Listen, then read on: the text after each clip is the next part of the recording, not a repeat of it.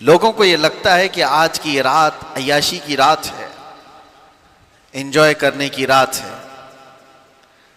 तकरीबन एक रात में पिछले साल का एक आंकड़ा था, तकरीबन मैं आपको बड़े शहरों की 4 या 5 शहरों की एक बात बताऊं तो 1500 से 1700 करोड़ की शराब सिर्फ एक रात में पी गई थी। उससे ज्यादा भी आंकड़े हो सकते हैं। तो ये तो हमारे मुल्क के 4 या 5 शहरों की बात मैं आपको कह रहा हूं, बाकी दुनिया कई हजार नहीं कई लाख करोड़ की शराब इस एक रात में पी जाती है। तो इस रात को लोगों ने जिस अंदाज से बनाया है, लोग ये समझते हैं कि आज ही की बात है, एक साहब ने कहा कि 31st नाइट को आपका बयान हम सुनते हैं, लेकिन हज़रत एक बात ये दिल को लगती है, जहाँ हजारों महफिलें अय्याशी की हो रही हैं, एक आध इस महफिल से क्या फर्क पड़ जाएगा। आपका एक जलसा होता होगा या कुछ लोग करते होंगे चंद जगहों पर, इससे क्या फर्क पड़ेगा। मेरे अजीजों, कभी भी इस बात की तरफ नहीं जाना कि क्या फर्क पड़ता है। हमेशा याद रखना, इनकलाब किसी एक से भी आ सकता है। बहुत ज्यादा तादाद की जरूरत नहीं होती, कभी छोटा सा वक्त बहुत बड़ा इनकलाब लाता है। तो हम मायूस नहीं होते। मैंने काफी साल पहले एक हिकायत पढ़ी थी जिसमें एक बंदे के बारे में मशहूर था, वो जितना कमाता था शराब के लिए इस्तेमाल करता था, पैसे पूरे शराब के लिए इस्तेमाल करता था। और उसके बाद या तो फिर किसी तवाइफ के घर पर, यह उसका काम था। लेकिन जानते हो, इंतकाल हुआ तो वक्त के जो बड़े कुतुब थे उन्होंने उसका जनाजा पढ़ाया। हैरत की बात है। और उन्होंने दुआ की, कहा दुनिया जानती थी ये शराब अपने पैसों से खरीदता था, तवाइफ के अड्डों पर जाता था, और उसके लिए इतने बड़े बुजुर्ग ने दुआ की। उनसे लोगों ने आकर के सवाल किया, क्या आप जानते हैं उस शख्स को? लोगों में वो मशहूर है सारी चीजें। तो उन्होंने कहा, हाँ मैं बहुत अच्छी तरह से जानता हूं, जब ही नमाज मैंने पढ़ाई। कहा जाकर के पूछो, उसकी जिंदगी का राज उसकी बीवी जानती है, उसकी खातून से पूछ लेना। उसकी बीवी से लोग, जो जिम्मेदार लोग थे, आकर के पूछते हैं कि तेरा शोहर कैसा था? दुनिया में तो मशहूर है वो शराबी था और तवाइफ के अड्डों पर जाता था। उसने कहा, यह गलत फहमी है, तुमने उसका जाहिर देखा। मेरे शोहर ने जिंदगी भर एक कतरा भी शराब को जुबान से नहीं लगाया। कहा, यह तो सारे लोगों ने आंखों से देखा है उसको, और फिर वो बाजार में भी जाता था, इसका क्या है? उस खातून ने कहा, मैं अपने शोहर को अच्छी तरह से जानती हूं, जिंदगी भर कभी उसकी तहज्जुद नहीं छूटी। लेकिन जो मामला तुम जान रहे हो, मैं उसकी तफसील बताती हूं। मेरे शोहर हमारे घर का मुख्तसर खर्चा रखकर अपनी कमाई का पूरा हिस्सा जाकर शराब खरीदता था। और खरीदता तो शुरू में मैंने भी इसका विरोध किया था, मुखालफत की थी, लेकिन उसने जब मुझे बताया, रोजाना शराब खरीद करके लाता और गटर में बहा देता था। और उसके बाद कुछ पैसे बचाए होते, किसी बाजार में जाता और रात भर के किसी को पैसे देकर के उसकी चौखट पर बैठ जाता ताकि दूसरा कोई आ ना सके। न कभी वो किसी तवाइफ को हाथ लगाया, न घर गया। उससे जब ये पूछा जाता तो कहता, मेरी ताकत में जितना है उतना तो मैं गुनाह कम कर सकूं, दुनिया से बुराइयों को मैं कम तो कर सकता हूं जी, मैं पूरी शराब नहीं बहा सकता, जितनी मेरी ताकत में है उतनी तो मैं इसलिए बहाता हूं कि शराब बनने से तो मैं रोक नहीं पाऊंगा, लेकिन बन गई है तो पीने से कुछ लोगों को रोक सकता हूं। मैं बहा देता, इतनी शराब तो किसी के हलक में नहीं जाएगी, या कोई और दूसरा जिना के अड्डे पर नहीं जाएगा जितनी रात मैंने वहां पर पहरा दिया है अपने अपने ख्यालात से। उसकी खातून से लोगों ने पूछा कि इससे हुआ क्या? न शराब खत्म हुई ना अड्डे खत्म हुए। कहा एक बात याद रखो, हर इंसान को अल्लाह ने उसकी जिंदगी के इस्तिताअत के मुताबिक अमल का हुक्म दिया है, पूरी दुनिया का नहीं। जितनी ताकत है, जितनी उसकी हैसियत है, उतना अमल का हुक्म दिया। उसने अपनी ताकत के मुताबिक अमल किया और दुनिया में ही तुमने देख लिया कि उसके जनाजे पर वक्त का कुतुब नमाज के लिए आया। सुभान अल्लाह। आखिरत में जो उसकी इज्जत होगी वो अल्लाह के यहाँ है। मैं ये समझता हूं मेरे अजीजों, होंगे हजारों अय्याशी के अड्डे, उनमें एक जिक्र की महफिल भी हमारे लिए जिला बख्शने के लिए काफी है। बेशक बेशक। इतना तो है कि ये वो हसीन नौजवान हैं जिनको आज रातें अपनी तरफ बुला रही होंगी। बहुत सारे पटाखे उड़ाने वाले हैं, आज की रात ऐश और इशरत में गुजारने वाले, इनके भी दोस्त अहबाब होंगे, लेकिन करम उस रब्बे जुल जलाल का, तुम्हें उसने बाजारों की जीनत बनने की बजाय अपने घर का मेहमान बना रखा है। सुभान अल्लाह। और रात के वक्त जब कभी कोई अपने घर बुलाता है ना, तो वो कोई खास ही होता है। रात के वक्त जब कोई अपने घर में बुलाता है जी। तो खास लोगों को बुलाया जाता है। हर किसी को रात के वक्त कौन बुलाता है? और यहां मुंबई में रात के 12 बजे कोई मस्जिद में इतनी भीड़, मुंबई जैसे शहर में जहां गुनाहों की सुबह होती है शाम के बाद, यहां दिन तुलू होता है गुनाहों का रात शुरू होते ही। लेकिन इन तारीख रातों में इन नौजवानों ने इस मस्जिद को जो खचाखच भर दिया है, ये तुम्हारी अपनी ताकत नहीं, ये रब्बे जुल जलाल ने रात के इस हिस्से में तुम्हें अपने घर का मेहमान बनाया है। और सुनो हदीस पाक, मेरे आका सल्लल्लाहु अलैहि वसल्लम फरमाते हैं, जब रब तबारक व तआला किसी के साथ भलाई का इरादा फरमाता है तो उसे अपने मस्जिद का रास्ता दिखा देता है। तो ये यकीन हो गया कि यहां जितने आए हैं उनके साथ अल्लाह ने भलाई का इरादा किया है। और आने के बाद जाने से पहले रब्बे जुल जलाल से इतना अर्ज कर देना कि मौला, मैं अपनी ताकत और इस्तिताअत से नहीं आया था, तेरे बुलावे से आया। तूने बुलाया, तेरे बुलावे और फजल पे आया, अब मेरे मांगने से मुझे आखिरत में जन्नत अता करते हैं। मांगने पर अल्लाह तबारक व तआला राजी होता है। अज़ीज़ान गिरामी, हजारों महफिलें जिस तरह की भी हो रही हों बाहर ऐश और इशरत की, कौन कौन सी पार्टियां हो रही होंगी, लेकिन हर वो पार्टी जो गुनाहों की सेज पर सजाई जाती है, धब्बे छोड़ करके जाती है, जख्म छोड़ कर जाती है। जिंदगी के उन लम्हात को जिसने बर्बाद किया है, मैं आज इसी पर गुफ्तगू करना चाहूंगा। मैंने आयत भी आपके सामने सूरह हश्र की ये तिलावत की। अल्लाह ताला फरमाता है, या अय्युहल्लज़ीना आमनु तक़ुल्लाह वल तंजुर नफ्सुम मा क़द्दमत लिग़द।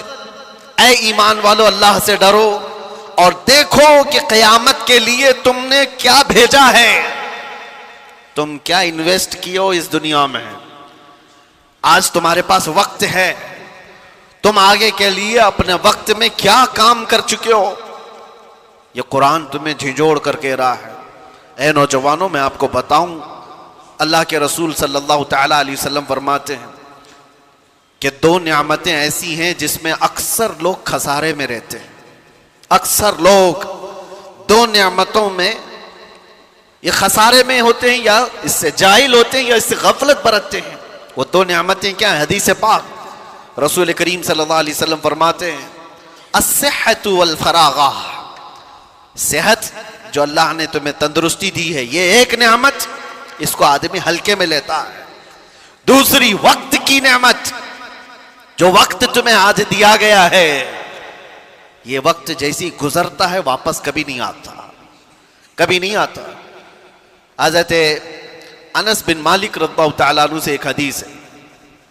अल्लाह के रसूल सल्लल्लाहु तआला अलैहि वसल्लम इरशाद फरमाते हैं, लैसा मिन यौमिन याती अला इब्न आदम, कोई दिन ऐसा नहीं कि इंसान पर जब दिन आता है, दिन शुरू होता है, इल्ला व युनादी बिही, मगर यह कि उसको रोज पुकारता है। दिन जैसे ही शुरू हुआ इंसान से कहता है, ए बनी आदम, ए बनी आदम, मैं नया दिन हूं तेरे लिए, इन्नी खल्कुन जदीद, मैं नया दिन हूं तेरे लिए, और तू आज जो कुछ भी करेगा क़यामत के दिन मैं तेरी गवाही देने वाला हूं। रोजाना हर दिन हमारी जिंदगी में यह कहता है, और हुजूर फरमाते हैं रात भी यही कहती है। जैसी रात तुलू होती है इंसान से वो कहती है, ए बनी आदम, मैं नई रात हूं तेरी जिंदगी में। ये आज जो रात है ये क्या पहले कभी आई थी आपकी जिंदगी में? आज 31 दिसंबर 2025, या इससे पहले कभी आया था ये दिन? गुजर जाने के बाद कभी और आएगा? नहीं आएगा। गया वक्त फिर हाथ आता नहीं, सदा दौर दौरा दिखाता नहीं। दो नेमतें जिसमें अक्सर लोग खसारे में हैं वो ये दो नेमतें हैं अल्लाह की दी हुई, सेहत और वक्त। और वक्त को बर्बाद करने वाले वो लोग हैं जो अय्याशियों में आज मुब्तला हैं। वक्त को जिन्होंने गनीमत नहीं समझा, हमने जिंदगी में भी बहुत सारे ऐसे लोगों को तड़पते हुए देखा है। ए नौजवानों, जरा बूढ़ों से पूछ लो उनकी जवानी का कैसा आज उनको, जवानी का वक्त जो गुजरा है उनको आज कैसा परेशान करता है वक्त, कि काश हम ये कर लिए होते, काश हम ये कर लिए होते।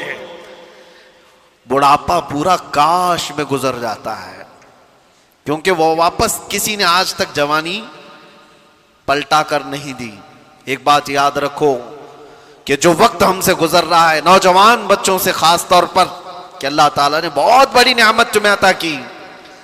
और एक हदीस में आपको सुनाऊं, अल्लाह के रसूल सल्लल्लाहु अलैहि वसल्लम फरमाते हैं, इग़्तनिम खम्सन क़ब्ल खम्सिन, 5 चीजों को 5 चीजों से पहले गनीमत जानो। वो 5 चीजें क्या हैं? हुजूर पाक सल्लल्लाहु तआला अलैहि वसल्लम फरमाते हैं, शबाबक क़ब्ल हरमिक, तुम्हारी जवानी को गनीमत समझो, बुढ़ापा आने से पहले है। बुढ़ापा वो नहीं कर पाएगा जो जवानी करती है। हुजूर फरमाते हैं, सेहतक क़ब्ल सक़मिक, तुम्हारी जो तंदुरुस्ती है इसको गनीमत जानो बीमार होने से पहले। कभी हाथ उठाकर देखो, कभी पैर चलते हुए देखो तो अल्लाह का शुक्र करो कि मौला हाथ सलामत से चल रहा है, पैर सलामत है, चल रहे हैं। आंखों से आज देख रहे हो, कितने ऐसी हैं जिनकी आंखें चली गई, उनको काला और सफेद भी नहीं मालूम, दिन और रात के बदलते हुए उजाले और अंधेरियां कुछ नहीं खबर। मेरे अजीजों, दांत सलामत हैं, खा पा रहे हो। उन लोगों से पूछो जिनसे रोटी का एक लुकमा भी अंदर नहीं जाता। सेहत अल्लाह ताला ने जो तुम्हें दिया है।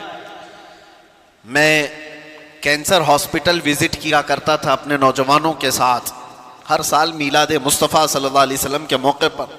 एक बार एक मरीज को मैं देख रहा था जो कैंसर में मुब्तला है, कभी आप भी जाकर उनको देखना। कई किस्म के नासूर उनके जिस्म को तबाह कर चुके हैं, कीमो करवाते हुए लोग, तड़पते हुए लोग जिस्मों के लिए।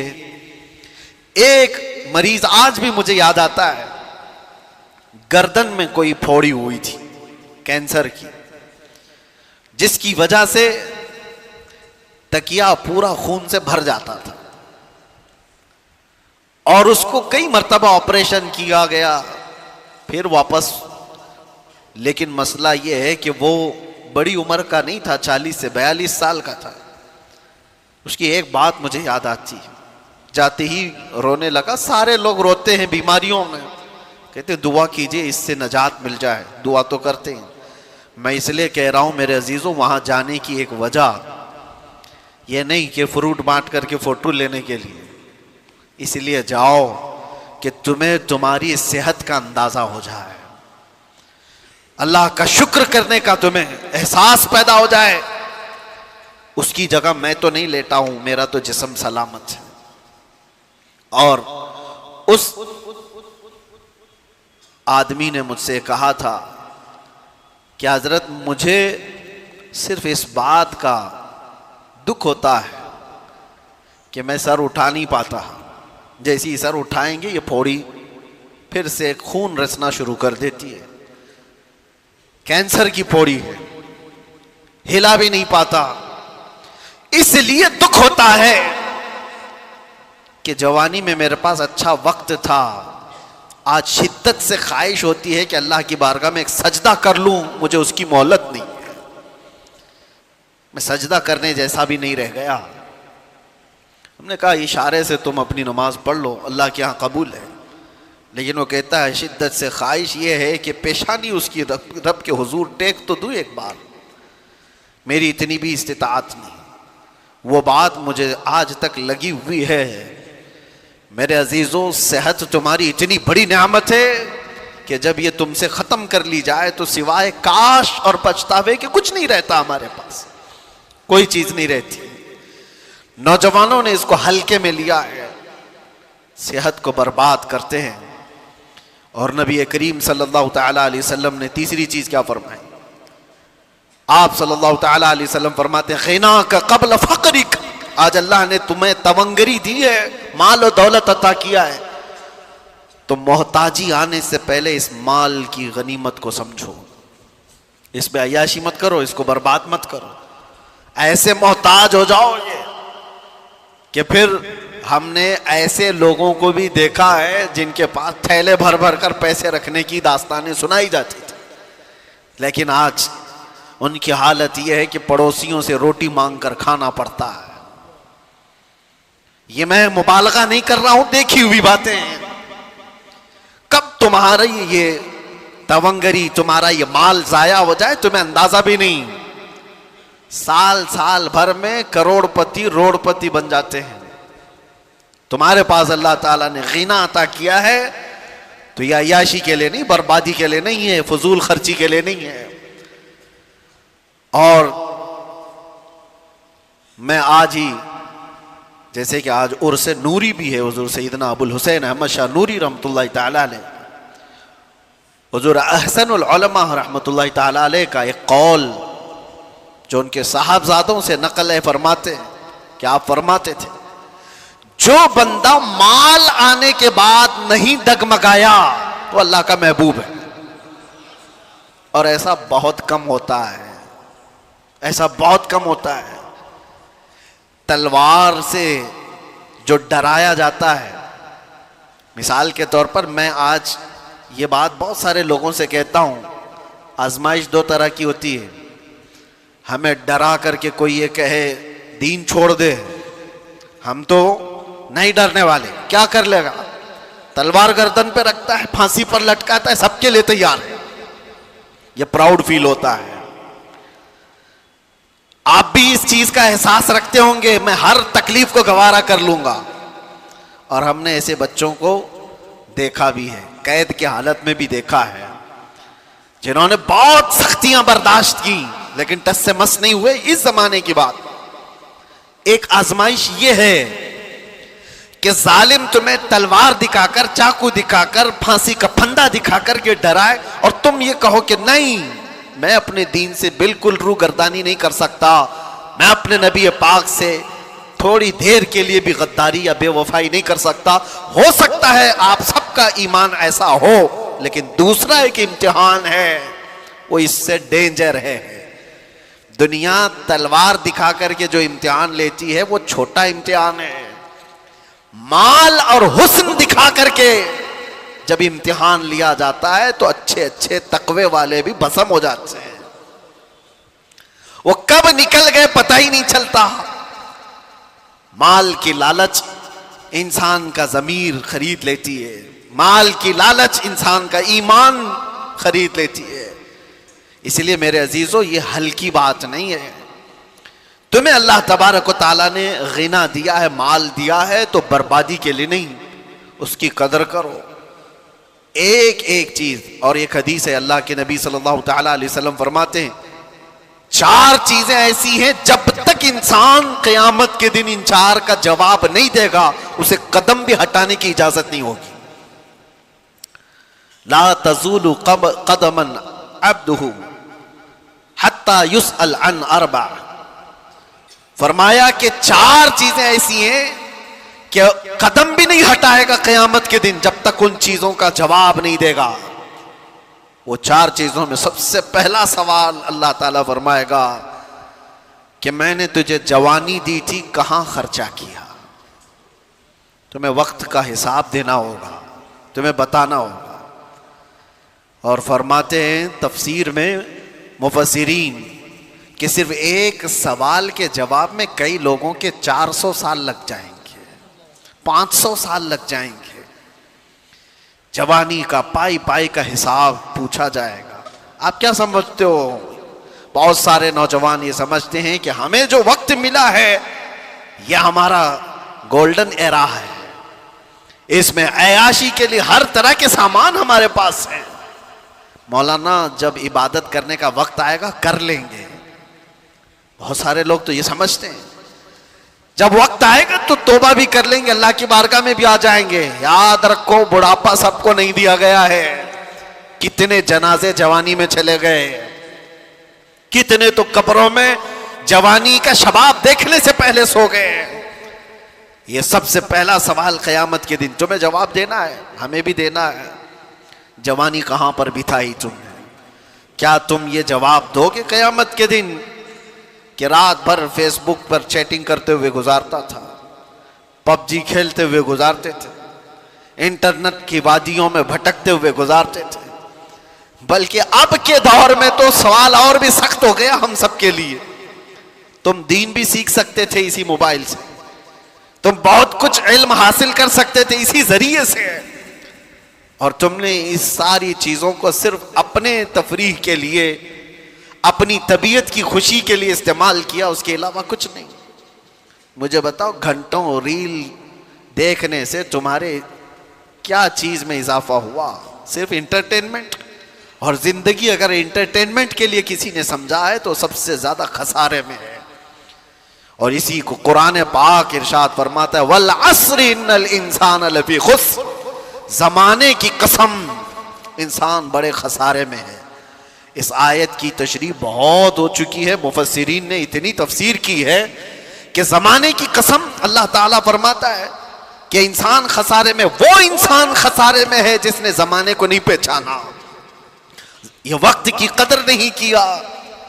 एक बात मैं आपको बताऊं, बहुत बड़े मुहद्दिस जलील हैं अल्लामा इब्ने जौजी रहमतुल्लाह तआला, फरमाते मैं अपनी इन 2 उंगलियों से 2000 जिल्दों की किताबें लिख चुका। कितनी? 2000 जिल्दें किताबें लिख चुका। 1 लाख लोग उनके हाथ पर इस्लाम कबूल कर चुके और कई लाख लोग उनकी बातों पर तौबा कर चुके। वो इब्ने जौजी के बारे में उनके नवासे हैं इमाम ज़हबी, वो फरमाते हैं कि इब्ने जौजी का हाल ये था कि मैंने उनको पूरी जिंदगी में जुमा और जमात के अलावा बाहर निकलते नहीं देखा। यहां तक कि हजरत अबू दाऊद ताई, एक बड़े सूफी बुजुर्ग हैं, फरमाते वो चूरा खाते थे। चूरा समझते हैं? यानी किसी चीज को पूरा चूर करके सालन में भिगो दिया जाए, अक्सर वो खाते थे। तो उनसे पूछा गया आप हर दिन ये चूरा क्यों खाते हैं? तवज्जो, इमाम इब्ने दाऊद ताई फरमाते हैं इसलिए कि रोटी खाने में जितना वक्त लगता है उतने वक्त में मैं चूरा खाकर 40 आयतें पढ़ लेता हूं, मैं वक्त बचाता हूं। वो लोग रोटी में वक्त बचाने वाले लोग थे। मियां रोटी खाने में कौन सा ज्यादा वक्त लगता है आप तो इसको ताज्जुब से समझेंगे, लेकिन वो सूफिया थे, इतना वक्त भी जाया ना हो।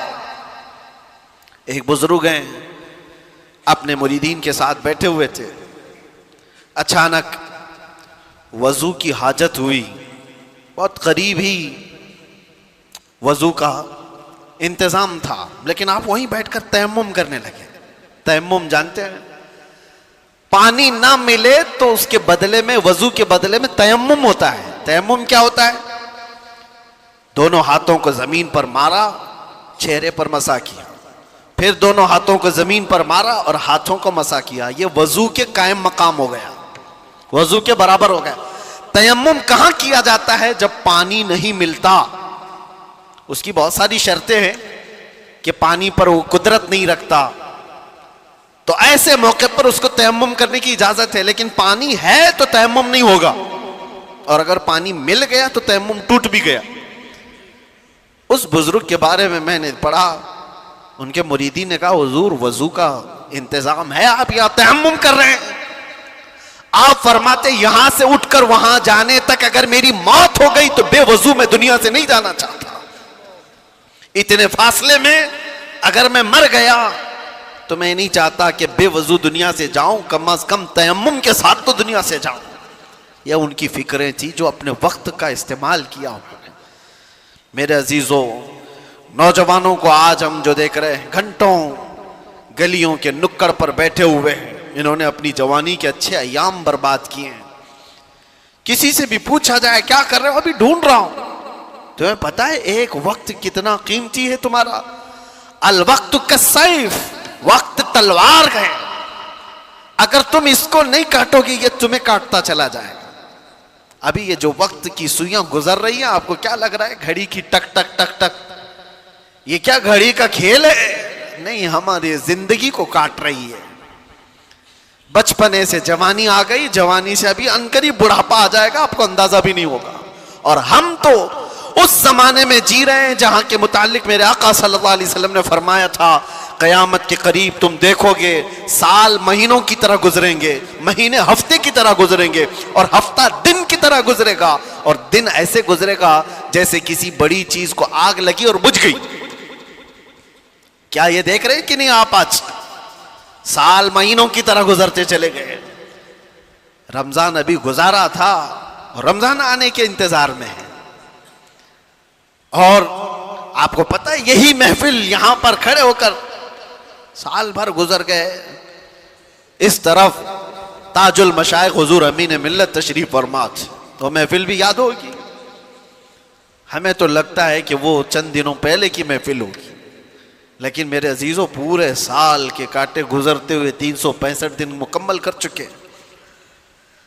दिन इसी तरह से काटते हुए हमारी जिंदगी को जा रहे हैं, और अचानक वो दिन आएगा जब मलकुल मौत तुम्हारे घर पर दस्तक दे चुका होगा। और फिर जानते हो क़यामत के दिन एक सवाल होगा, जिन्होंने अपने दिन बर्बाद किए, वक्त ज़ाय किए। अल्लाह ताला कुरान में फरमाता, अवलम नुअम्मिरकुम मा यतज़क्करु फीहि मन तज़क्कर व जाअकुमुन नज़ीर फज़ूक़ू फमा लिज़्ज़ालिमीन मिन नसीर। क्या हमने तुझको उम्र नहीं दी थी, जिंदगी नहीं दी थी? इतनी जिंदगी मैंने तुमको नहीं दिया कि जिसमें तू नसीहत हासिल कर सकता था? अल्लाह फरमा रहा है, क्या मैंने तुझे इतनी जिंदगी नहीं दी कि जिसमें तू सुधर सकता था, अपने आप को संवार सकता था? और ऐसा नहीं कि तू खुद ही संवर सकता था, वजाअकुमुन नज़ीर, और तुम्हारे पास तो अल्लाह का डर सुनाने वाला रसूल भी आया था, फिर तुम नहीं बदले। क्यों? अल्लाह फरमाता है, फज़ूक़ू फमा लिज़्ज़ालिमीन मिन नसीर। अब जहन्नम का अजाब चखो, इसलिए कि जालिमों का यहां कोई मददगार नहीं। जालिम किसको कहा है? कौन है जालिम? जिसने अपनी जिंदगी के साथ जुल्म किया, उसने अपने वक्त को अपने हाथों बर्बाद किया, उससे बड़ा जालिम कौन है? हम अपने आप पर जो जुल्म कर रहे हैं मेरे अजीजों, अपने वक्त का जो जिया है, ये बर्बादी है अय्याशियों में। अल्लाह की पनाह, हमारी उम्रें भी इस तरह से गुजरती चली गई। मैं कुछ मशाइख और कुछ बुजुर्गों को जानता हूँ, आपके सामने मैं चंद मिसालें रख दूं। आपको पता है हिंदुस्तान की सरजमीन पर एक बहुत बड़े बुजुर्ग हैं, सुल्तानुल औलिया सैयदना सालार मसूद गाजी, बहराई शरीफ में आराम फरमाए। बड़ा मकाम है आपका, सरकार गरीब नवाज से भी पहले के हैं। और मशाइख ने तो यह कहा है कि हिंदुस्तान की विलायत उनके आस्थाने से होकर चलती है। औलिया के सरदार गरीब नवाज रज़ियल्लाहु ताला अन्हु से भी तकरीबन 200 साल पहले के सालार मसूद गाजी। ये बात उनकी मैं क्यों कह रहा हूं? इतना बड़ा मकाम औलिया की जमात में आपने हासिल कर लिया, लेकिन जानते हो आप, सालार मसूद गाजी की उम्र इंतकाल के वक्त 19 बरस की थी। वो सिर्फ 19 साल के थे। 19 साल के नौजवान को सुल्तानुल औलिया का लक़ब मिला। जिंदगी कैसी गुजारी। 19 साल में तो जवान यहां अभी ऐसे लगते जैसे अभी दूध छोड़ा हुआ है, इसे कुछ खबर नहीं। और आपको पता है, हिंदुस्तान की सरजमीन पर सबसे पहला लश्कर लेकर आने वाला मोहम्मद बिन कासिम किस लिए आया था? 10,000 का लश्कर लेकर सिर्फ इस्लामी बहनों की इज्जत बचाने के लिए आया था।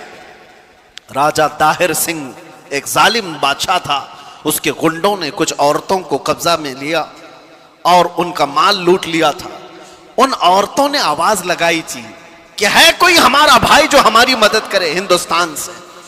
तो उस वक्त कुछ अरब के ताजिर यहां पर तिजारत के लिए आए थे। उन्होंने ये मामला देखा तो वापस जाकर उस वक्त गवर्नर जो उस वक्त था हज्जाज बिन यूसुफ, उसके जमाने में वो लोग वाकया सुना रहे थे। तो उसी वाकया सुनाने के दौरान दरबार में ये नौजवान मोहम्मद बिन कासिम, जो भतीजा है गवर्नर का, गुजर रहा था। सुनकर उसे बड़ा शौक हुआ। फिर अपने चचा से कहा, चचा जान मुझे इजाजत दे, मैं हिंदुस्तान जाता हूं। कहा तूने देखा हिंदुस्तान? तकरीबन 4000 किलोमीटर दूर हिंद की वादियां देखा नहीं?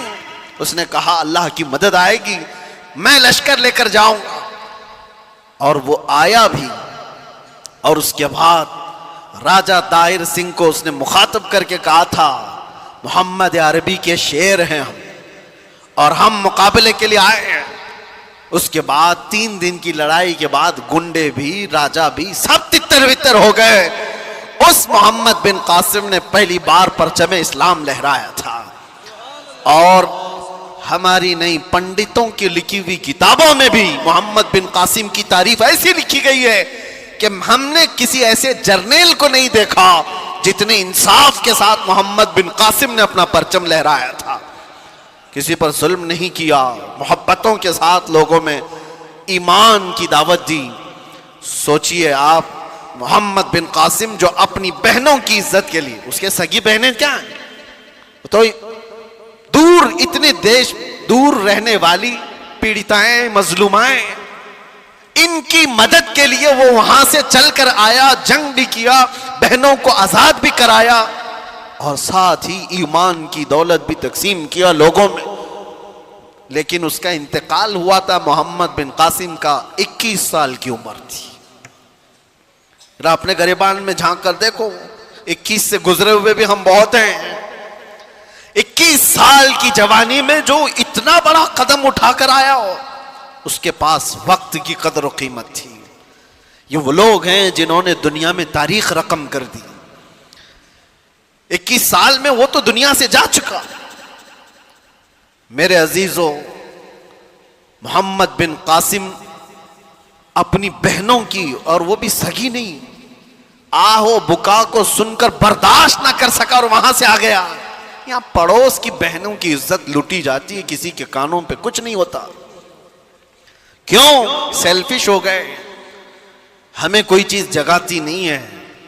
नौजवानों, आज तो हालात ये है कि हमें ये तो पता होता है किसके घर की बेटी भाग गई, लेकिन ये नहीं पता होता कि किसके घर में भूखा सो रहे लोग, किसका बाप अपनी बेटी की शादी के लिए तरस रहा है, ये खबर कहां होती है।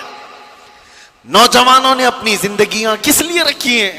मैं मोहम्मद बिन कासिम की बात आई है तो आपसे कह रहा हूं, अरे 21 साल की जवानी में तुम तो आज बाइक राइडिंग के लिए इस्तेमाल कर लेते हो, और अक्सर तो ऐसे कि इन नौजवानों ने सिर्फ फैशन के लिए जवानी को इस्तेमाल करना शुरू किया। मेरे उस्ताद गिरामी फरमाया करते कि हुजूर सरकार मुफ्ती आजम हिंद रदी अल्लाह तआला अन्हु, आपकी उम्र 90 साल के ऊपर हो चुकी थी। हुजूर मेरे उस्ताद अल्लामा बहाउल मुस्तफ़ा साहब अदाम अल्लाह इक़बाल फरमाते, सरकार मुफ्ती आज़म हिंद रहमतुल्लाह ताला अलैह के पास हम बैठते 90 साल की उम्र में। वो कहते थे कि मुझे पता ही नहीं चला मेरी जवानी कब आई और कब गई। ये बात वो बंदा कह सकता है जिसने जवानी के मजे नहीं चखे हों। ये वो कह सकता है जिसने जवानी के अंगारों से लुत्फ ना उठाया हो। वो फरमाते मुझे खबर ही नहीं कि कब जवानी आई और कब चली गई। बुढ़ापे में लोग सुधर जाते, मस्जिदों की तरफ आ जाते, ये अलग मसला है, लेकिन जवानी के वक्त कोई ये कहे मुझे खबर ही नहीं हुई जवानी की, वो बहुत अजीम लोग हैं। मेरे अजीजों, नौजवानी जो अल्लाह के नबी सल्लल्लाहु अलैहि वसल्लम ने तुम्हें फरमाया गनीमत जानो बुढ़ापा आने से पहले, सेहत को गनीमत जानो तुम्हारी बीमारी से पहले, अपनी तमंगरी को, अपनी मालदारी को गनीमत जानो भिखारी होने से पहले, मोहताजी आने से पहले, फक्र आने से पहले। और हुजूर पाक सल्लल्लाहु ताला अलैहि वसल्लम ने यह भी फरमाया वक्त को गनीमत जानो कब्ल फिराग का, यानी तुम्हारे पास आज जो वक्त, आज अल-फिरागत कब्ल मशगूलियत, यानी तुम्हारे मशगूल होने से पहले किसी चीज में तुमको ऐसा बिजी कर दिया जाएगा कि तुम्हें खबर भी नहीं हो। आज खाली वक्त है तो उसमें कुछ कर जाओ। जिक्र और अज़कार की ये जो महफिलें हैं ये इन्वेस्टमेंट है तुम्हारा। बाद में शायद हो सकता है किसी ऐसी चीज में लग गए, वक्त ही नहीं मिलता। कितने ऐसे लोग हैं, मैं आपको बताऊं, सैयदना यहया अलैहिस्सलाम अल्लाह के नबी आधी रोटी खाते थे रोजाना और रात भर खड़े होते थे, रात भर इबादत करते थे। एक दिन आप खाना खा रहे थे तो आधी रोटी से ज्यादा पौनी रोटी खा लिया, पूरी नहीं, पाव और ज्यादा खा लिया। रात को जब इबादत के लिए खड़े हुए तो आधी रात को आपको नींद आने लगी और आप सो गए। फजर में उठे तो रब तबारक व तआला की तरफ से निदा आई, ऐ यहया, पाव रोटी ने तुझको मुझसे दूर कर दिया। आधी खाते थे और पूरी रात खड़े होकर मुझसे मुनाजात करते थे, ज्यादा रोटी ने तुम्हें थका दिया या फिर सुला दिया। मैं आज ये कह रहा हूं, कितने ऐसे नौजवान जो हमारे साथ मुसलसल पाबंद सलात थे, नमाजें पढ़ते थे, कुछ ऐसे अयाम आए कि वो दिखते ही नहीं। फिर वो महफिलों में भी सरे महफिल बैठने वाले हाजिर बाश लोग, पूछा गया कहाँ हो, दिखते ही नहीं। कहा क्या करूं, जॉब से टाइम ही नहीं मिलता, क्या करूं, बिजनेस ऐसा हो गया है कि वक्त ही नहीं मिलता। इसीलिए अल्लाह के नबी सल्लल्लाहु अलैहि वसल्लम ने फरमाया तुम्हारे पास जो आज वक्त है, तुम्हारे मशगूल होने से पहले इसको गनीमत जानो। कभी कभार बंदा ऐसी चीज में मशगूल हो जाता है कि उसे कुछ नहीं हासिल करने को मिलता। और वो नौजवान जो अभी शादी से पहले के हैं, क्या जिम्मेदारियां हैं तुम्हारे ऊपर, शादी हो जाने तो फिर देखो क्या क्या चीजें अचानक सर पर पड़ जाती। बीवी हुई, बच्चे हुए, और उसके बाद तो इसकी जिंदगी तो ऐसी, सुबह उठा, राशन लाया, कपड़े लाया, वो किया, ये किया, बच्चे को स्कूल छोड़ा है, वहां से लेकर के आए, जॉब पे जाए, खाना लाए, ट्यूशन पे छोड़े, यही सारी चीजों में मसरूफ हो गया बेचारा। और पहले इतना मसरूफ नहीं था, और ये मसरूफियत बढ़ती जाती है। तिजारत में जब कोई कदम रखता है, मैं नहीं कहता कि तिजारत हलाल नहीं, बहुत अच्छी चीज है, लेकिन आदमी को यह हमेशा याद रखना चाहिए जैसी वो कदम आगे बढ़ाता जाता है, उसका जो खाली वक्त अल्लाह ने दिया था वो अब मशगूल होता चला जाएगा। और मशगूल अगर अच्छे कामों में हो जाए तो क्या कहने हैं, लेकिन दुनिया ने अगर उसको मशगूल कर लिया तो जो उसके पास थोड़ा बहुत वक्त मिलता था वो भी खत्म हो जाएगा। इसीलिए मेरे अजीजों, जिसके पास वक्त है, नौजवानों, ये नेकियों में इन्वेस्ट कर लो। जिसके पास कुछ पैसे रखे होते हैं ना, उनको लोग मशवरा यही देते हैं, क्या करेगा पैसे रख करके घर में, किसी चीज में लगा दे, इन्वेस्ट कर। घर में ये तिजोरी में सजा करके नोटों की गड्डियां रखेगा तो क्या हासिल क्या होगा, पैसे बढ़ेंगे तो नहीं। इन्वेस्ट कर तो बढ़ तो जाएंगे। मैं आज आपसे कहता हूं वक्त तुम्हारे पास है, जिक्रुल्लाह में इन्वेस्ट करो, मोहब्बत मुस्तफा में लगा दो और देखना बढ़ के क्या 70 गुना बढ़ करके तुम्हें मिलने वाला है। बढ़ करके ऐसा मिलेगा मेरे अजीजों, दुनिया में छाप छोड़ करके जाओगे। आखिरी चीज मेरे आका सल्लल्लाहु अलैहि वसल्लम ने जो फरमाया, 5 चीजें फरमाई, इग़्तनिम खम्सन क़ब्ल खम्सिन, 5 चीजों को गनीमत जानो, 5 चीजों के आने से पहले, उसमें 5वीं है, हुजूर फरमाते हैं अपनी जो जिंदगी है जैसी तैसी जो भी है, इग़्तनिम हयातक क़ब्ल मौतिक, मरने से पहले इस जिंदगी को ही गनीमत जान लो। मर जाने के बाद फिर ये चीज वापस नहीं आती। आज हम जिंदा हैं, एक दूसरे को देख रहे हैं, सुन रहे हैं, तुम्हारे हाथ उठ सकते हैं, पैर चल सकते हैं, तुम्हारी जुबान चल सकती है जिक्र इलाही में। जिस दिन रूह कब्ज कर ली गई और अचानक इस दुनिया से दूसरी दुनिया की तरफ रुखसत हुए, ना कोई अमल, ना कोई बातचीत, कुछ भी नहीं। मैं आपको बताऊं, अभी हफ्ता नहीं गुजरा होगा, हमारे पास हमारे मुहिब्बे गिरामी बड़े पुराने हमारे ताल्लुकात में थे हज़रत हाफिज कारी खुर्शीद साहब, अल्लाह उनकी मग़फ़िरत फरमाए। नागदेवी स्ट्रीट मस्जिद के इमाम थे 20 सालों से। हज़रत अल्लामा मुफ्ती ज़ुबैर साहब क़िबला के पुराने जानकारों में मुझसे अक्सर मिलने के लिए वो आए रात को और बहुत देर तक बैठे, मुझसे कहने लगे हज़रत मुझे रमज़ान में उम्रा के लिए जाना है। मैंने कहा इस साल तरावी नहीं सुनाओ क्या? कहा नहीं, इस साल दूसरे नायब सुना रहे हैं। मस्जिद वालों ने कहा इस साल पूरा मदीने में आप रमज़ान गुजारो। मैंने कहा बहुत अच्छा है। वो हमारे साथ जाने के लिए सारी बातें की, मरकज़ की हमारी जो तामीर हो रही है देखने के लिए गए, सारी चीज़ें। मैं वहाँ से निकल कर अजमेर शरीफ के सफ़र पर गया। दूसरा दिन नहीं गुजरा अभी, उनके साथ जो आए कई तस्वीरें भी उनकी मौजूद थी। उनके शागिर्द ने मुझे मैसेज दिया, मैं प्लेन में बैठा हूँ कि कारी साहब का इंतकाल हो चुका है। मैं कहा कौन कारी साहब? कहा आपके पास अभी जो आके गए। कहा कैसे? अच्छे भले इंसान, उम्रा का प्लान करके गए हो। कल यहां पर कौन काम करने के लिए आएगा, पीओपी वाले, उनको डायरेक्शन दे करके गए हो कि ये लोग आएंगे यहाँ काम करेंगे, सारी चीजें।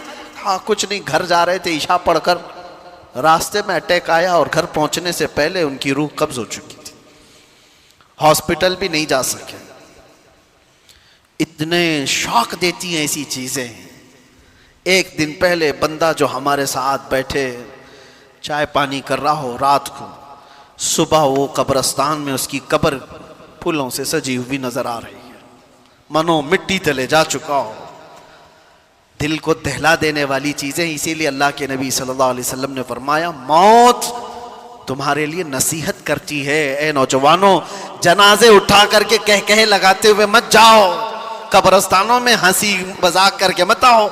वो सब तुम्हें नसीहत कर रहे हैं, वास कर रहे हैं, हम जा चुके, तुम्हारा नंबर है, तुम आने वाले हो।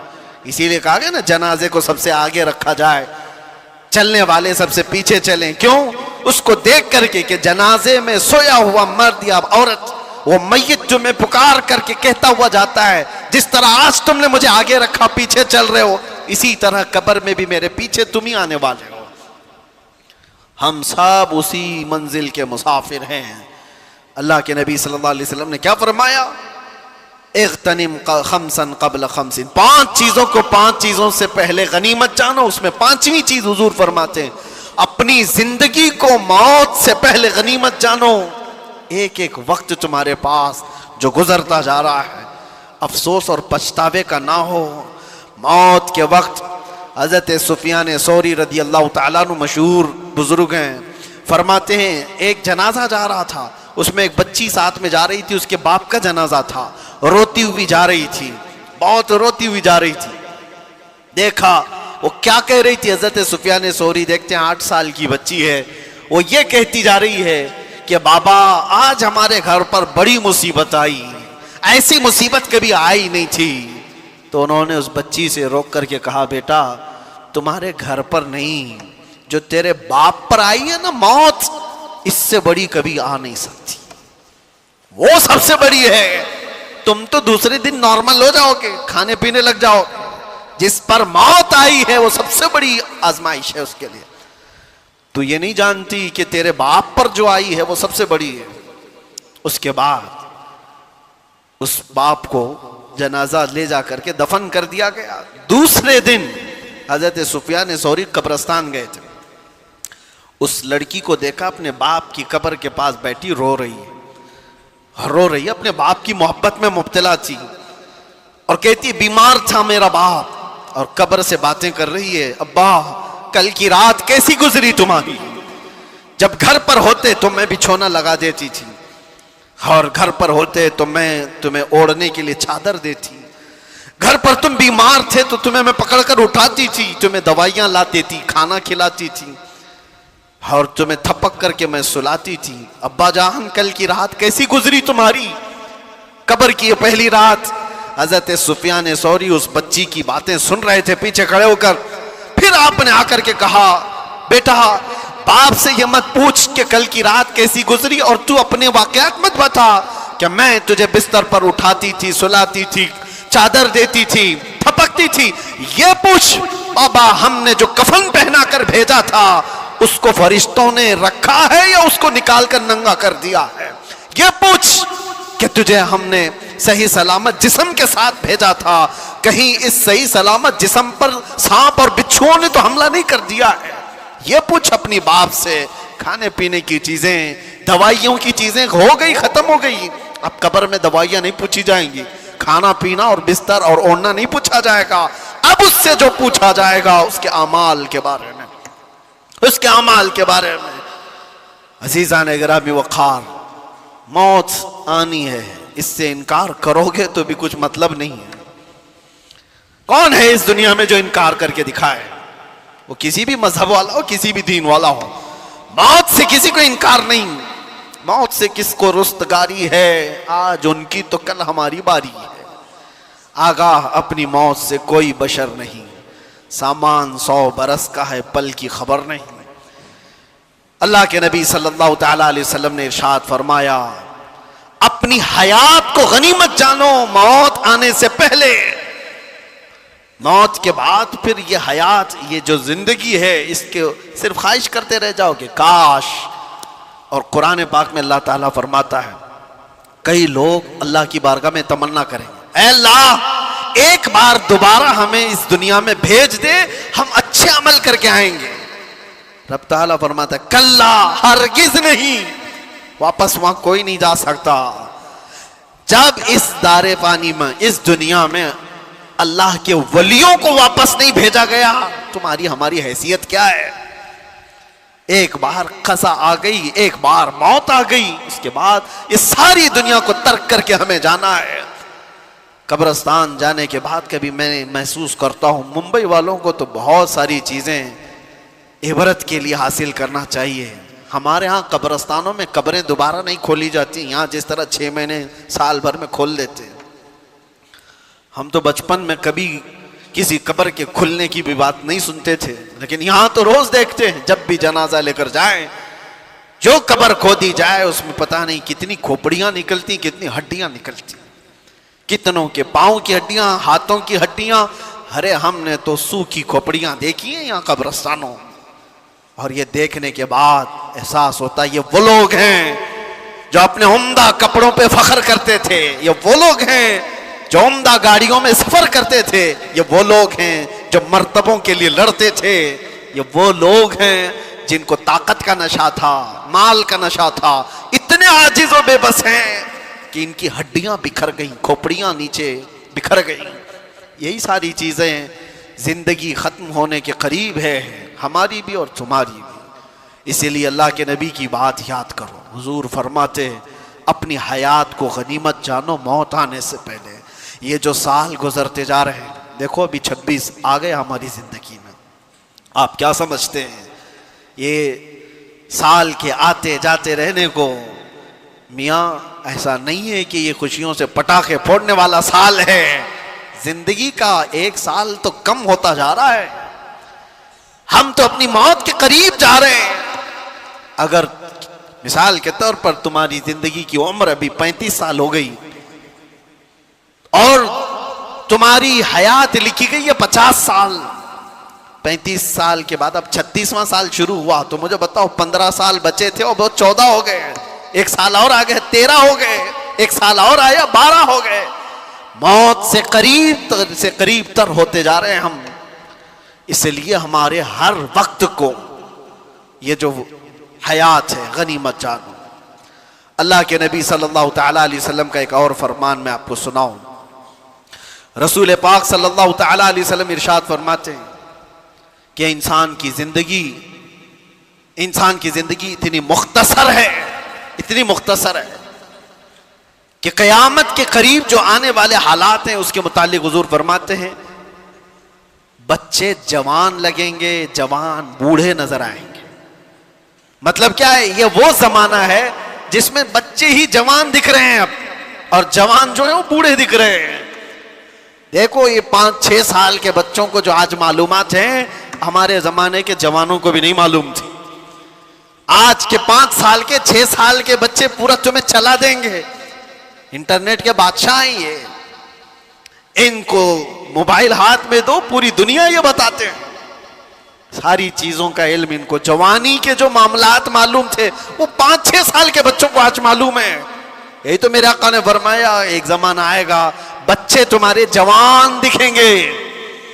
और जवानों का हाल ये है कि सारी जवानी तो बचपन में खत्म कर लिया, 25 साल के हो रहे, 30 साल के हो रहे, बुढ़ापे जैसी शक्ल हो गई, बाल सफेद होने लग गए। कई लोगों की जिंदगियां देखी हमने 30 साल के बाद रिटायर्ड होते दिख रहे हैं, घर नहीं चल पा रहा है, ताकत जवाब दे रही है।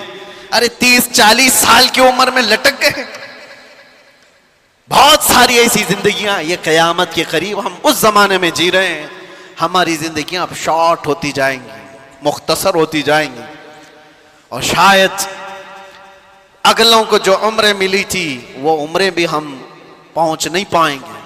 इसीलिए जितनी जिंदगी हमारे पास मुख्तसर सी है, कुछ कर गुजर जाओ और इसको जाया होने मत दो। अजीजा ने गिरामी वकार, अब मैं बातों को समेटते हुए उन औलिया कामिलीन, अच्छा एक बात मैं बताना भूल गया, मैंने मोहम्मद बिन कासिम की मिसाल दी, सुल्तान सालार मसूद गाजी की मिसाल दी। यहां खड़ा हूं तो मैं आपको एक बात बता दूं, ये जो मस्जिद है ना, मदनपुरा सुन्नी बड़ी जामा मस्जिद, इस मस्जिद को बनाने वाले जो हाजी आदम सिद्दीक, नाम इसी नाम से मस्जिद है, ये एक खानदान है। मैं इनकी पूरी तफसीलात में नहीं जाते हुए एक बात कहता हूं, साबू सिद्दीक साहब का नाम सुना होगा, उनके नाम से हॉस्पिटल भी है, मुसाफिर खाना भी है, हो सकता है आपने देखा हो या सुना हो। बड़ा मुसाफिर खाना है, बड़ा हॉस्पिटल है, अच्छा, और मुंबई जैसे शहर, और तकरीबन उनकी जिंदगी में ऐसी 3 बड़ी मस्जिदें हैं। डिटेल आप हो सकता हो जो ट्रस्ट है जो ये सब चला रही है उनसे मालूमात करें या उन खानदानों से मालूमात करें। मेरे इल्म में जितना है वो साबू सिद्दीक साहब ने ये बड़ी मस्जिद, हमारी जिंदगी में मस्जिद बनाने का मसला आ जाए तो साले उम्रें खत्म हो जाएं। ऐसी बड़ी मस्जिदें जो तकरीबन 150 साल की से ज्यादा से खड़ी हूं, 3 मस्जिदें, हॉस्पिटल, मुसाफिर खाना और भी बहुत कुछ। लेकिन हैरत की बात यह है कि वो साबू सिद्दीक साहब भी 30 साल की उम्र में फौत कर चुके थे। इतनी कम उम्र में इतना सब कैसे करके चले गए? कुछ लोग वो हैं जिनके वक्त में अल्लाह ने बरकत अता फरमाए, जो अपनी जवानी में कर गए वो बहुत बूढ़े भी नहीं पहुंच पाएंगे। इसीलिए मेरे अजीजों, ये कामों को देखने के बाद फिर एहसास होता है कि जवान अगर कोई एक खड़ा हो जाए तो अल्लाह उसको इतनी मजबूती और ताकत अता करता है कि वो हजारों को भी खड़ा कर सकता है। लोग आज समझते हैं मुख्तसर सी चीज में होता क्या है, बहुत कुछ होता है। आपको पता है पूरी दुनिया में इश्क मोहब्बत और इश्क रिसालत का चर्चा जो हो रहा है, और बहुत सारे आशिक होंगे, लेकिन बरेली के आशिक का मामला ही अलग है। इमाम अहले सुन्नत इमाम अहमद रजा खान फाजिल बरेलवी, अपनी जिंदगी में उन्होंने 1000 से ज्यादा किताबें लिखी हैं, 1000 से ज्यादा किताबें लिखी, और उनका नातिया दीवान दे को हदायके बख्शिश हल करने में उम्र लग जाएगी। अल्लामा शारे बुखारी मुफ्ती शरीफुल हक अमजदी रहमतुल्लाह अलैह फरमाते हैं, आला हजरत की किताबें तो छोड़ो, आला हजरत की किताबों के जो नाम है ना, वही सही पढ़ के दिखाए दे तो मेरे नजदीक आलिम है। खाली नाम सही से पढ़ के दिखा दे। जो आला हजरत ने किताबों के नाम रखे, नाम भी ऐसे रखे, अगर उन नाम का अदद आप निकालेंगे तो जिस साल में किताब लिखी गई उसी साल का ही अदद निकलेगा। अगर उन्होंने किताब 1320 में लिखी है तो 1320 के अदद से जो नाम आता है वही नाम की किताब रखी। फतावा रज़विया का नाम अल अताया नबविया फिल फतावा रज़विया, इसके अदद निकालेंगे तो आपको पता चल जाएगा फतावा रज़विया किस साल में लिखी गई। पूरी किताबों के नाम उन्होंने इस तरह रखे हैं। और आपको बताऊं, आला हज़रत इमाम अहले सुन्नत फाजिल बरेलवी जो कंजुल ईमान तर्जुमा कुरान दे गए, नातिया दीवान और मसाइल फिक़ह में पूरा एक इंसाइक्लोपीडिया पूरी उम्मत के लिए, लेकिन उम्र कोई उनकी 90 साल की थी, 63 साल की उम्र में वफात कर चुके थे। तो ये तो आज की नॉर्मल सी उम्र है। उसकी वजह यह है कि एक वक्त का हिस्सा भी उन्होंने जाया नहीं किया। आला हजरत जानते हो मुफ्ती कब बने थे? पहला फतवा उन्होंने 14 साल की उम्र में दिया। सुभान अल्लाह। 14 साल की उम्र में वो मुफ्ती बन चुके थे, और 8 साल की उम्र में मीलादे मुस्तफा पर 2.5 घंटे तक उन्होंने बयान किया था दलाइल की रोशनी में। जब बंदा अपने वक्त का इस्तेमाल करता है तो अल्लाह तबारक व तआला उसके वक्त में बरकत भी अता फरमाता है, और जिन्होंने सिर्फ जाया किया है, बर्बाद किया है वक्त, उनका वक्त और भी बर्बाद होता चला जाता है। वक्त को गनीमत जान। यहाँ तलबा भी होंगे, कुछ लोग बच्चे मेरे सुन रहे हों, मैंने देखा है हिफ्ज़ कुरान करने के लिए वो रट्टा मार रहे, दिल लगा ही नहीं है। अगर तुमने शौक से नहीं पढ़ा इस कुरान को, मेरे सामने एक मिसाल है, 9 साल में भी हाफिज नहीं बना, 10 साल में भी हाफिज नहीं बना, और कुछ वो है खुद मेरे सगे भतीजे 4.5 महीने में हाफिज कुरान बन चुके थे। कुरान अल्लाह तबारक व तआला जो तुम्हें अता किया है, उन तलबा से भी मैं कह रहा हूं वक्त जाया किए जा रहे हो। 3 साल 5 साल हो गए, तुम्हें क्यों एहसास नहीं होता कि बहुत जल्दी तुम्हारी उम्र बढ़ती जा रही है? कितने ऐसे मेरे अपने जमाने में देखा, तालीम को छोड़ दिया, पूछने पर ये बताया कि शादी की उम्र हो गई, अब क्या पढ़ेंगे? कहा फिर इतने साल जाया क्यों किए कि शादी की उम्र आ गई तुम्हारी? जल्दी जल्दी पढ़ लेते, बहुत कुछ हासिल कर लेते। तलबा से भी मैं कहता हूं, वक्त गुजारते हुए, टाइम पास करते हुए अपने मदारिस में इसी तरह से रहोगे तो कुछ नहीं बन पाओगे। अपने वक्त को गनीमत जानो, टारगेट सेट करो। मुझे 2 साल में ये करना है तो मुकम्मल करना है, मुझे 5 साल में पूरा आलिम बनना है तो बनकर निकलना है। अपनी जिंदगी के औकात को जब तक आप मुतय्यन नहीं करोगे, तब तक फिर आपका ये वक्त आपको खाता जाएगा। एक और मैं आपको मशहूर बात बता करके जाता हूं। मैंने अपने पढ़ने के ज़माने में पलंग के ऊपर ही लगा लिया था कि फरमाया गया, हासिबू क़ब्ल अन तुहासबू, हदीस पाक है, तुम अपना हिसाब मुकम्मल कर लो इससे पहले कि तुम्हारा हिसाब लिया जाए। तुम अपना हिसाब कंप्लीट रखो कि तुम्हारा हिसाब लिए जाना है। यकीन है कि नहीं है सबको? इक़्तरब लिन्नास हिसाबुहुम वहुम फी गफ़लतिन मुअरिदून। अल्लाह फरमाता है लोगों के हिसाब का वक्त करीब हो चुका, लेकिन ये गफलत में मुंह फेरे हुए जी रहे हैं। वक्त करीब आ चुका हमारा। खैर, ये सारी बातों के बाद आओ मेरे अजीजों, कुरान में आप देखें वक्त की अल्लाह ताला ने कहाँ कहाँ कसम याद फरमाई। वक्त अगर ये नेमत नहीं होता तो अल्लाह ताला यूं नहीं फरमाता वद्दुहा वल्लैलि इज़ा सजा। दुहा किसको कहते हैं? चाश्त का वक्त है। लैल किसको कहते हैं? रात का वक्त है। वन्नहारी इज़ा तजल्ला, और दिन की कसम जब वो अपनी रोशनी फैलाए। वल्लैलि इज़ा यग़शा, रात की कसम जब वो छा जाए। अल्लाह कसम याद फरमा रहा है, कोई हल्की चीज नहीं है ये। दिन की कसम, रात की कसम, चाश्त की कसम, वल फज्र व लयालिन अश्र, फजर की कसम। अल्लाह ताला वक्त की कसम याद फरमा रहा है। एक एक वक्त इतना अजीम है कि अल्लाह कसम याद फरमा रहा है। तुम क्या समझो कि ये वक्त इसे गुजारने के लिए दिए गए?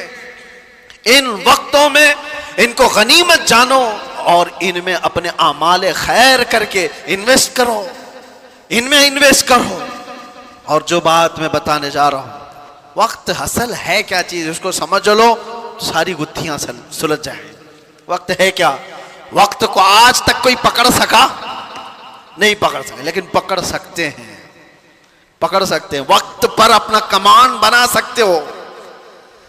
वक्त को पकड़ने का मतलब क्या है? इसको घेर के नहीं रखने की बात कर रहा हूं। वक्त ऐसा कि अगर तुम इसकी बारीकी को समझ गए तो हर जमाना तुम्हारा है, हर वक्त तुम्हारा है।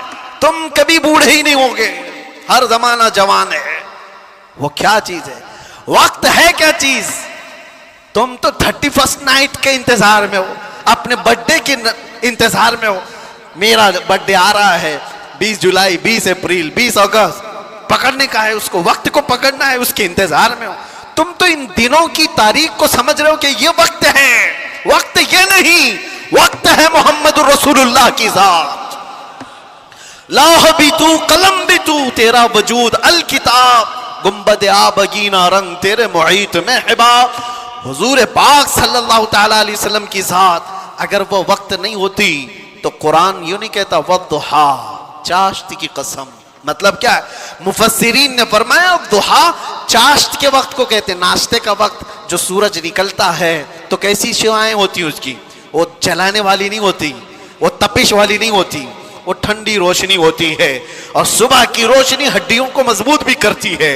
और अल्लाह ताला अपने महबूब के चेहरे को वो वक्त से तशबीह देते हुए फरमा रहा है, महबूब का चेहरा ऐसा है जैसे सुबह की रोशनी हुआ करती है।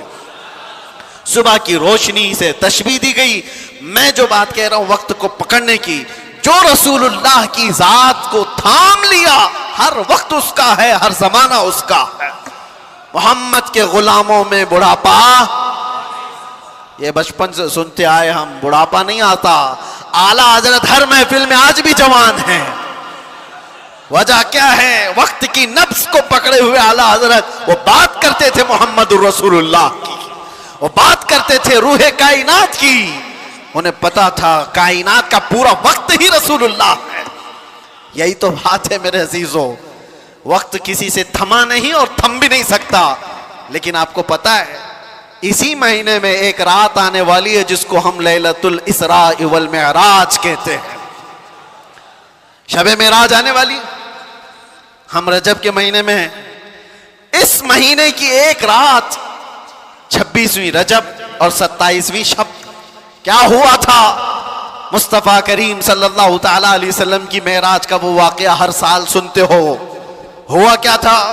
हदीसों की रोशनी में जिब्राइल अमीन आए, मुस्तफ़ा करीम सल्लल्लाहु तआला अलैहि वसल्लम को मक्का मुकर्रमा से हरम काबा तक ले गए, हरम से उसके बाद मस्जिद अक्सा ले गए। यहाँ तक का तो वाक़या कुरान बयान कर रहा है, सुब्हानल्लज़ी अस्रा बिअब्दिही लैलन मिनल मस्जिदिल हराम इलल मस्जिदिल अक्सा। पाक है वो ज़ात जिसने अपने बंदे खास को मस्जिद हरम से मस्जिद अक्सा तक ले गया। और उसके बाद हुआ क्या? सारे नबियों की इमामत फरमाई, सारे नबियों ने मेरे आका के कसीदे पढ़े। फिर उसके बाद सफर हुआ, पहले आसमान, दूसरे आसमान, तीसरे, चौथे, पांचवें, छठे, सातवें आसमान। हर आसमान पर एक एक नबी से मुलाकात। वाकया पता है? सुनो तवज्जो से, मेरे आका सल्लल्लाहु तआला अलैहि वसल्लम। उसके बाद अर्श, कुर्सी, लौह, कलम, जन्नत, दोज़ख सबके मनाज़िर मुलाहिज़ा फरमाए। सिदरतुल मुंतहा पर गए। उसके बाद जिब्राइल अमीन वहीं रुक गए, आका आगे गए।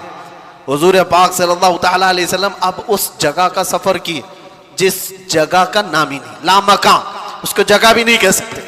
जगह वो है जो कायनात के अंदर में, वो लामका मका ही नहीं, और उसमें सिमत भी नहीं, ना पूरब ना पश्चिम ना दक्षिण ना उत्तर, कुछ नहीं। ये तो वहां है जहां सूरज निकलता है, और उस जगह मेरे आका गए जहां सूरज नहीं चांद नहीं, उसके आगे पहुंच, और फिर वो एक ही मकाम कुर्ब था मेरे रब्बे जुल जलाल के हुजूर। रब तबारक व तआला के हुजूर गए, और कैसे काबा कौसैनी और अदना, दो कमानों से भी कम का फासला रह गया था, मेरे आका इतने करीब गए।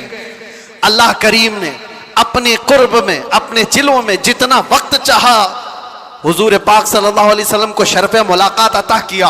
बाद में फिर हुजूर आए, बयान करने में इतना वक्त लग रहा है, मेराज का पूरा वाक़या भी नहीं, समरी बयान कर रहा हूं, खुलासा। और हुजूर रब ताला के हुजूर से तोहफा भी लेकर के आए, पता है 50 नमाजों का। मूसा अलैहिस्सलाम मिले, कहा 50 आपकी उम्मत नहीं पढ़ पाएगी, कम करा लाए।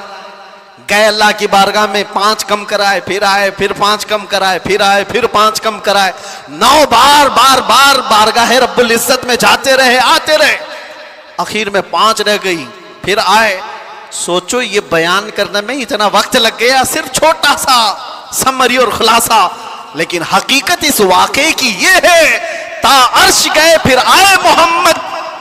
कैसे हुजूर अर्श भी गए, वापस भी आ गए, लेकिन शायर कहता है जंजीर भी हिलती रही, बिस्तर भी रहा गरम, ता अर्श गए फिर आए मोहम्मद सल्लल्लाहु अलैहि वसल्लम। जिस कमरे में आप आराम कर रहे थे, दरवाजे की कड़ी, अगर दरवाजा खोल करके आदमी जाए तो कड़ी कितनी देर तक हिलती रहेगी? रिवायतों में यह मिलता है दरवाजे की जो जंजीर है, मियां आप दरवाजा बंद करके गए तो कड़ी हिलती है थोड़ी देर तक के लिए। हुजूर जब मेराज का पूरा सफर तय करके आए थे तो दरवाजे की कड़ी अभी हिल रही थी, और बिस्तर पर आदमी सो करके उठे तो बिस्तर कितनी देर तक गर्म रहेगा? Minute, 1.5 minute. लेकिन हुजूर जब मेराज से वापस आए तो बिस्तर अभी भी गर्म था। यह नहीं कहा गया कि सूरज अभी नहीं तुलू हुआ था, यह नहीं कहा गया कि रात पूरी नहीं गुजरी थी, बल्कि यह कहा जा रहा है अरे जंजीर भी हिल रही थी और बिस्तर भी रहा गर्म, तार्श गए फिर आए मोहम्मद सल्लल्लाहु अलैहि वसल्लम। अब यहां पर अकल के घोड़े दौड़ाने वाले एथिस्ट आते हैं और कहते हैं ऐसा कैसे हो सकता है, ऐसा कैसे हो सकता है? उनका जवाब हम फिर कभी देंगे, ये हमारी पाक महफिल है, बारगाह मुस्तफा का जिक्र है, तो जाहिर सी बात है ये आशिकों की महफिल है। जब पाखंडियों की होगी तब उनको जवाब देंगे। तुम साइंस के वजूद पर यकीन और ईमान रखने वाले लोग, पहले तो तुम ये भी नहीं मानते थे कि बंदा एक जगह से 2000 किलोमीटर का सफर 1 घंटे में कर सकता है। आप कहते हैं ऐसा कैसे हो सकता है? आज तो मानते हो रॉकेट से कर सकते हैं, प्लेन से कर सकते हैं। अरे आज तो नाकाबिल यकीन तरक्कियां चीन और जापान कर चुके हैं, वहां तो ट्रेनें ही प्लेन की रफ्तार पकड़ चुकी हैं।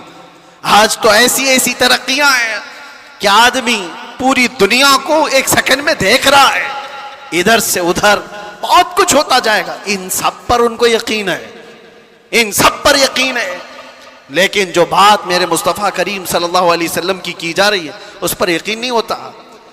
उनको जवाब अकल से देना होता है, इसलिए ये महफिल अलग है, अकल से देंगे।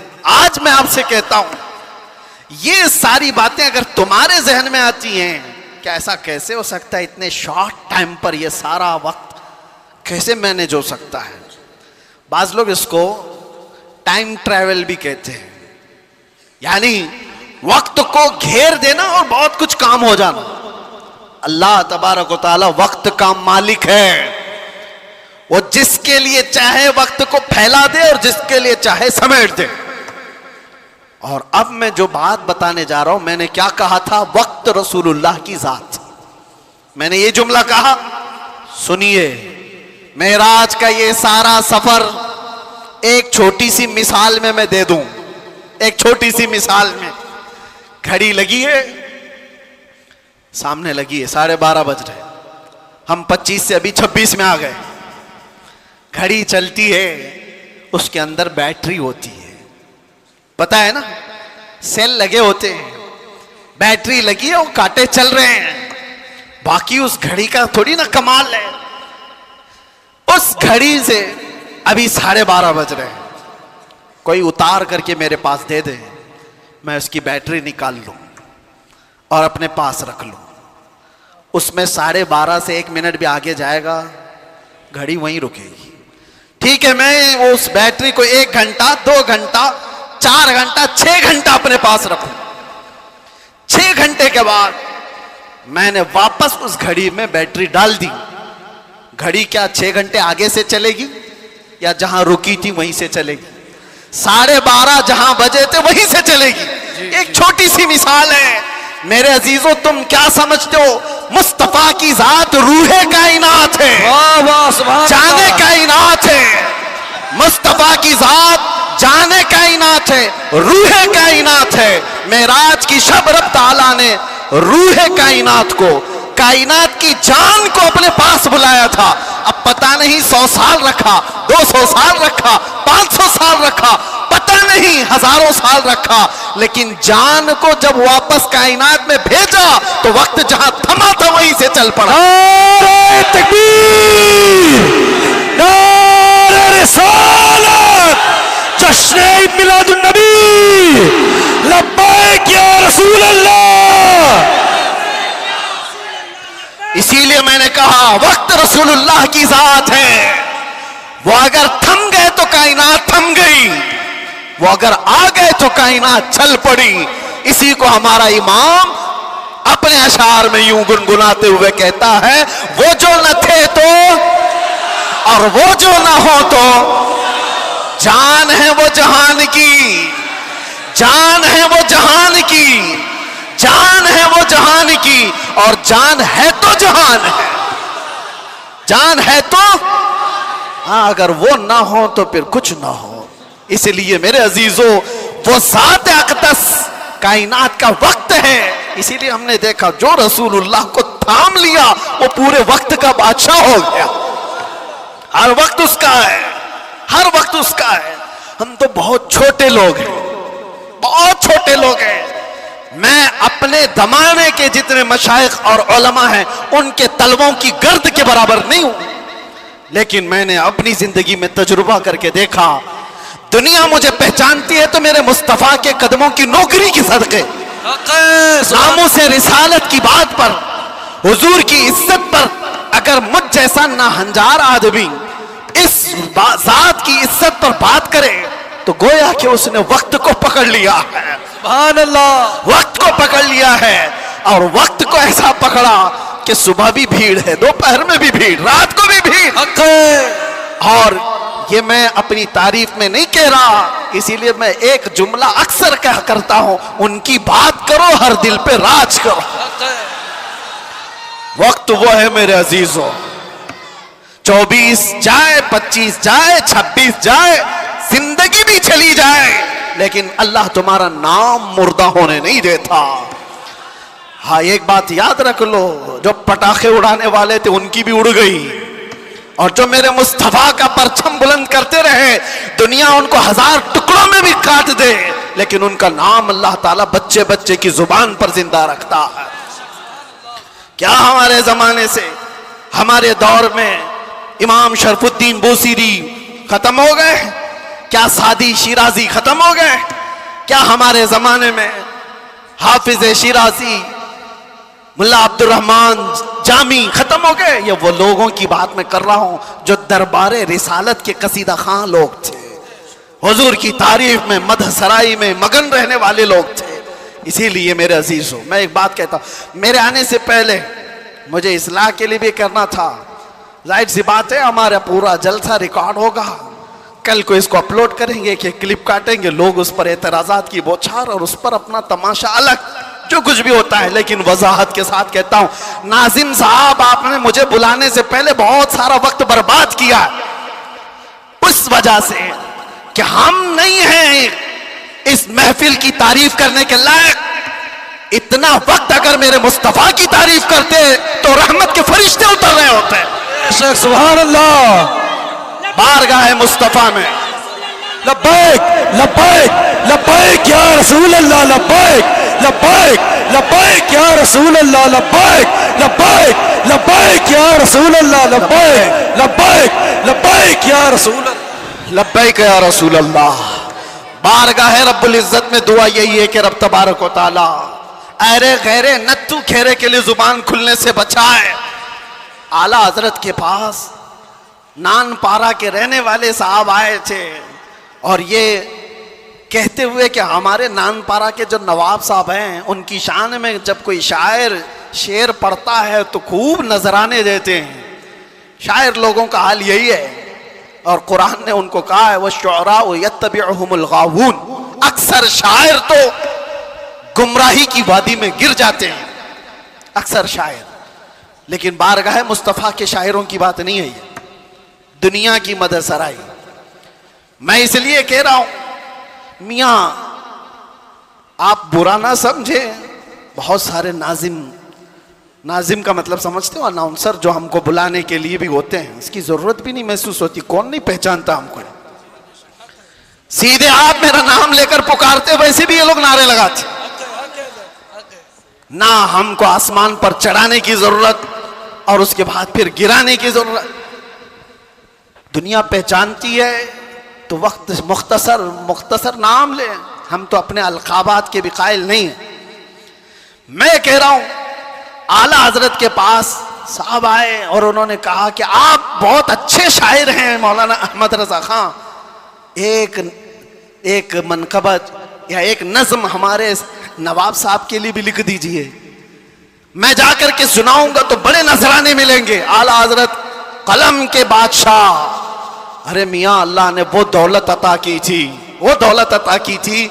मोहसिन काकोरवी साहब एक बड़े शायर थे, आला हजरत के पास वो एक कसीदा लिख करके लाए थे। किस चीज का कसीदा? मेराज का कसीदा, हुजूर के मेराज का कसीदा। उसमें काशी गंगा जल सबका जिक्र था। उन्होंने इस्तिआरा के तौर पर अशार लिखे थे, काशी से चला जानुबे मथुरा, इस तरह के अशार। आला हजरत ने 2 शेर सुने, उसके बाद कहा मोहसिन साहब रुकिए, असर का वक्त हो गया, नमाज के लिए जाएंगे। असर की सुन्नतें पढ़ी, और सुन्नत और फर्ज के बीच में कितना वक्त रहता है? असर की सुन्नत और फर्ज के बीच में उतने ही वक्त में कसीदे मेराज आला हजरत ने लिख लिया। सुभान अल्लाह। और असर की फर्ज नमाज के बाद आए और कहा कहां है काकोरवी साहब, सुनिए मैंने भी लिखा है। मोहसिन साहब ने कहा आपने कब लिखा? कहा असर की सुन्नत और फर्ज के बीच जो वक्त मिला था उसमें मेरे जहन में जितने आए मैं सुना दूं। सुनाने लगे वो सरवरे किश्वरे रिसालत जो अर्श पर जलवागर हुए थे, नए निराले तरफ के सामा अरब के मेहमान के लिए थे। जियाएं कुछ अर्श पर आई कि कंदीलें सब झिलमिलाई, हुजूर खुर्शीद क्या चमकते, चिराग मुंह अपना देखते थे। पूरे मेराज का वाकया कैसे लिखा? वही है अव्वल, वही है आखिर, वही है जाहिर, वही है बातिन। हुजूर के बारे में क्या कहते हैं? वही है अव्वल, वही है आखिर, वही है जाहिर, वही है बातिन। अब सुनो पूरे मेराज का वाकया। आला हज़रत कहते हैं उसी के जलवे, उसी से मिलने, उसी से उसकी तरफ गए थे। सुभान अल्लाह। उसी के जलवे, उसी से मिलने, उसी से उसकी तरफ गए थे। पूरे अशार सुनते रहे काकोरवी साहब, खत्म ही नहीं हो रहे हैं। आला हज़रत ने जानते हो ये कसीदे मेराज 4 शेर, 6 शेर, 8 शेर का नहीं, पूरे 168 अशार लिख दिए थे। सुभान अल्लाह। जिसको कादिरुल कलामी इतनी हो, जिसको अल्लाह ताला ने, जिंदाबाद जिंदाबाद आला हजरत, जिसको अल्लाह ताला ने इतनी कादिरुल कलामी अता की है अशार की जुबान पर, तो वो जब कलम चलाए तो क्या नहीं कह सकता। नानपारा वाले साहब से भी कहा ठीक है कलम चलाता हूं। वो नवाब साहब की शान में लिखवाने आए थे, बरेली का इमाम लिखने लग गया वो कमाल हुस्न हुजूर है कि गुमान नक्श जहां नहीं, यही फूल खार से दूर है, यही शम्मा है कि धुआं नहीं। या रसूल अल्लाह तेरे आगे यूं है दबे लचे फुसहा अरब के बड़े बड़े, कोई जाने मुंह में जुबान नहीं, नहीं बल्कि जिस्म में जान नहीं। करूं तेरे नाम पे जान फिदा, न बस एक जान दो जहां फिदा, 2 जहां से भी नहीं जी भरा, अरे करूं क्या करोड़ों जहां नहीं। आला हजरत लिखते गए किसकी शान में, बारगाह मुस्तफा में। आपको पता है एक शेर की तशरीह करने में 4 घंटे लग सकते हैं, वो कमाल हुस्न हुजूर है। आला हजरत कहते हैं हुजूर का हुस्न ऐसे कमाल का है कि गुमान नक्स जहां नहीं, यानी बुराई का गुमान भी जिसमें नहीं है, ऐसा हुस्न है। यही फूल खार से दूर है। वैसे तो तुम झूम जा रहे हो, समझे कि नहीं क्या पता। यही फूल खार से दूर है। आला हजरत कहते हैं अरे हुजूर की जात ये ऐसा फूल है जिसमें कांटा ही नहीं। हक है। यही फूल खार से दूर है। और जो भी चिराग देखो धुआं देता है कि नहीं देता। और आला हजरत कहते हैं यही वो शम्मा है कि धुआं नहीं। वाह वाह वाह, सुभान अल्लाह सुभान अल्लाह। धुआं तकलीफ पहुंचाता है और मेरे आका की शम्मा ऐसी है या धुआं नहीं निकलता, परवाने आकर जान देते हैं। सुभान अल्लाह। यही शम्मा है कि धुआं नहीं। आखिर में जाकर आला हजरत ने क्या कहा, करो मद है अहले दुवल रजा। अहले दुवल किसको कहते हैं, दौलत वालों को, दौलत वाले, दुनिया वाले। आला हजरत कह रहे हैं करो मद, यानी तारीफ करूं दौलत वालों की। अरे पड़े इस बला में मेरी बला, जी जी, मैं कहां इस बला में। इसको हम क्या कहते हैं, चाटुगिरी, जी तलवा चाटना और लोगों की चापलूसी। इसमें तो कितनों की जिंदगियां खत्म हो गई। 40-40 साल लोग बैग उठाते घूमते रह गए नेताओं के, और अभी सुना टिकट नहीं मिला तो आत्महत्या करने की कोशिश कर रहे हैं। यही तो होगा। बहुत सारी चीजें हैं, मैं इस पर नहीं जा रहा हूं। दुनिया ऐसी है, ये कुत्तों की तरह है। अल्लाह के नबी ने फरमाया कुत्ता लफ्ज सुनते ही लोग डर जाते हैं। हुजूर ने फरमाया दुनिया जीफतुन व तालिबु हल किलाब, दुनिया मुर्दार है, इसके तलब करने वाले सब कुत्ते की तरह है। अब एक दूसरे, कुत्ता एक ही जानवर ऐसा है जो पूरा खाना चाहता है, किसी दूसरे कुत्ते को लेना भी नहीं चाहता, खा भी नहीं सकता। चील है, कौवे है, गिद्ध है, सब मुर्दार खाते हैं, लेकिन वो पूरी बिरादरी को लेके खाते हैं। कुत्ता एक ऐसा है जो दूसरे कुत्ते को देखता है तो भौंकने लगता है। खैर उसकी मिसाल ये सारी वही है। आला हजरत फरमाते हैं पड़े इस बला में मेरी बला।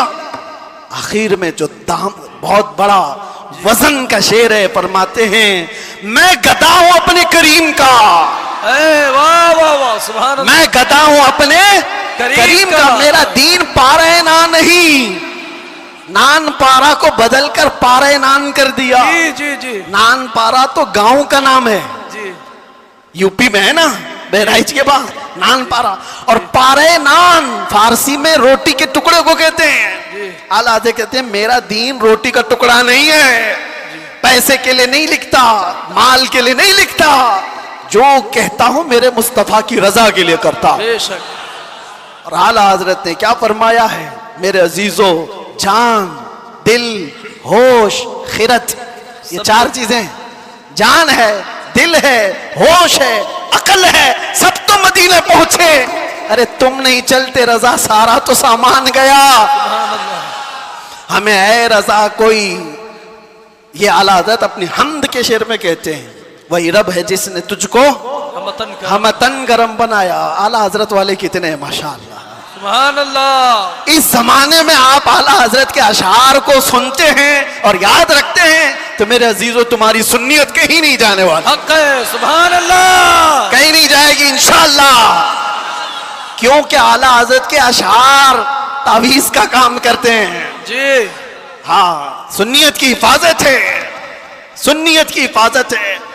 आला हज़रत क्या फरमाते हैं, मैं तो वो अकीदे के मुतालिक जो अशार है वो पढ़ा नहीं, सिर्फ ये कह रहा हूं, वो अपने दिल का हाल बताते हैं।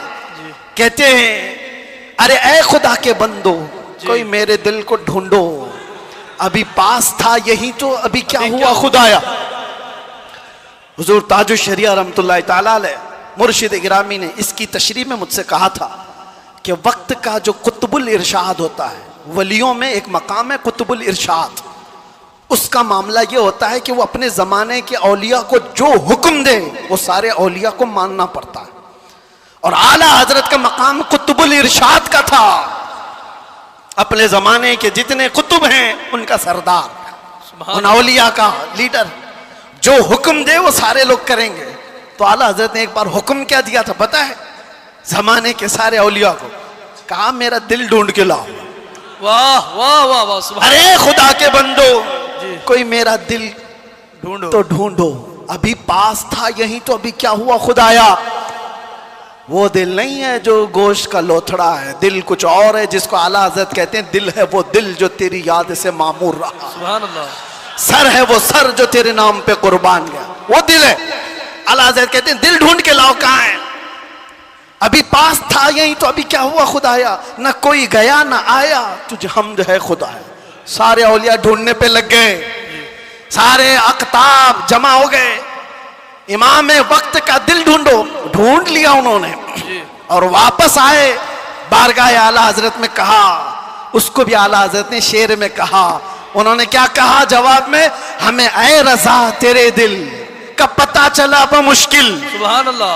हमें ऐ रजा तेरे दिल का पता चला बमुश्किल। अरे दरे रोजा के मुकाबिल वो हमें नजर तो आया। सुभान अल्लाह। इधर उधर नहीं।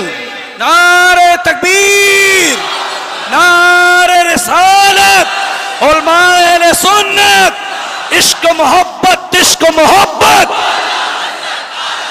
प्यार मोहब्बत, प्यार मोहब्बत, नारे तकबीर, नारे रिसालत। सुभान अल्लाह। हमें ऐ रजा तेरे दिल का पता चला बमुश्किल, दरे रोजा के मुकाबिल वो हमें नजर तो आया। फिर वो औलिया ये भी कहते हैं ये ना पूछ कैसे पाया, तुझे हमद है खुदाया।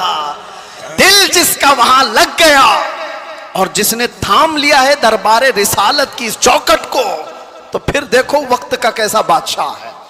जमाना बीतता चला गया, वक्त गुजरता चला गया। आला हजरत को दुनिया से गए 100 साल का अरसा हो गया। जानते हैं आप 1921 में आपकी वफात हुई, अब 2025 आ गए, 4 साल हो गए।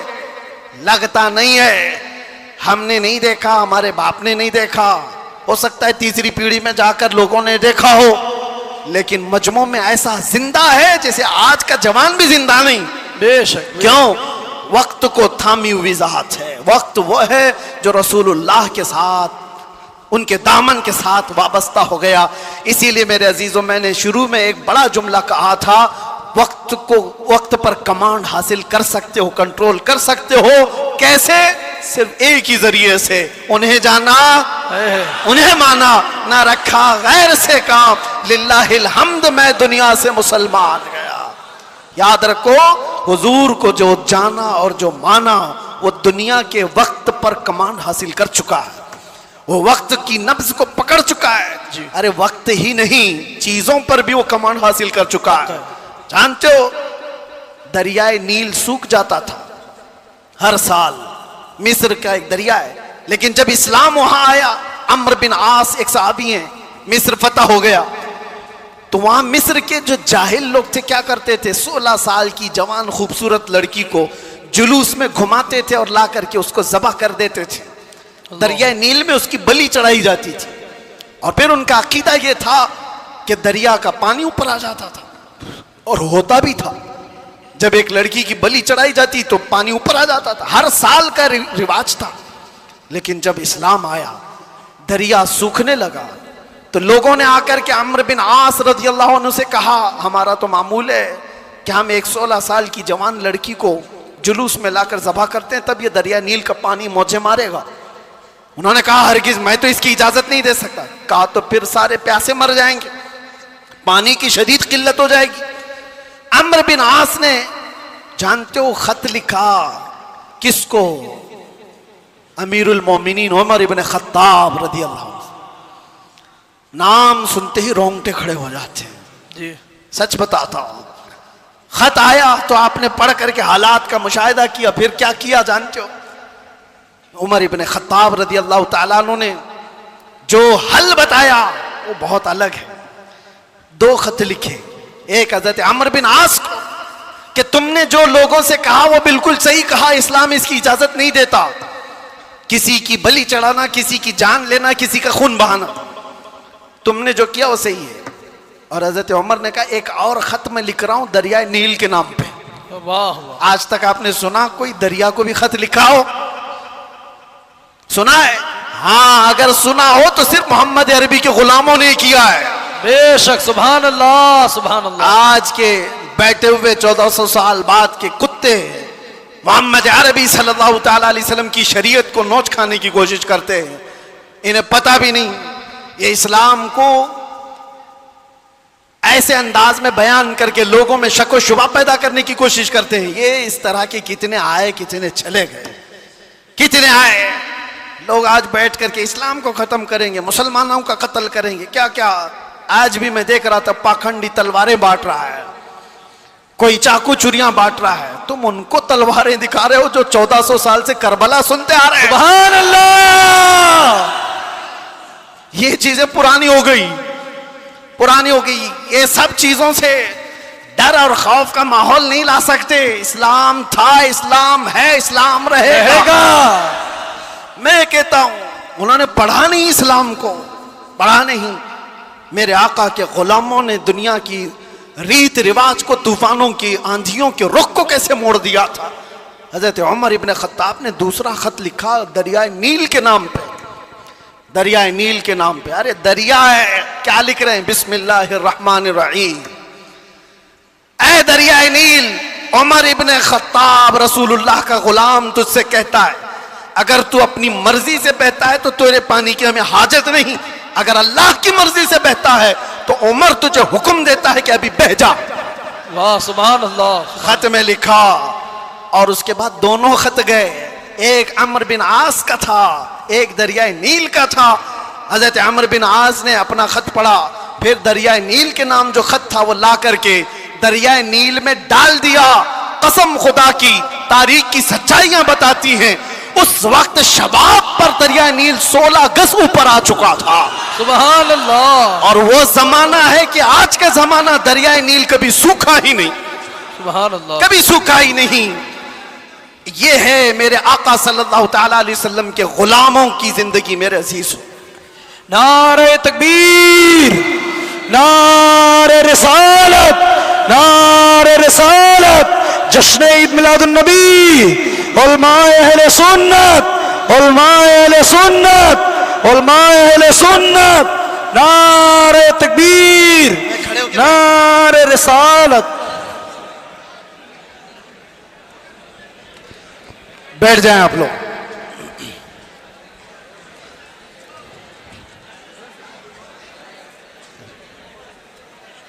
हो गया बस।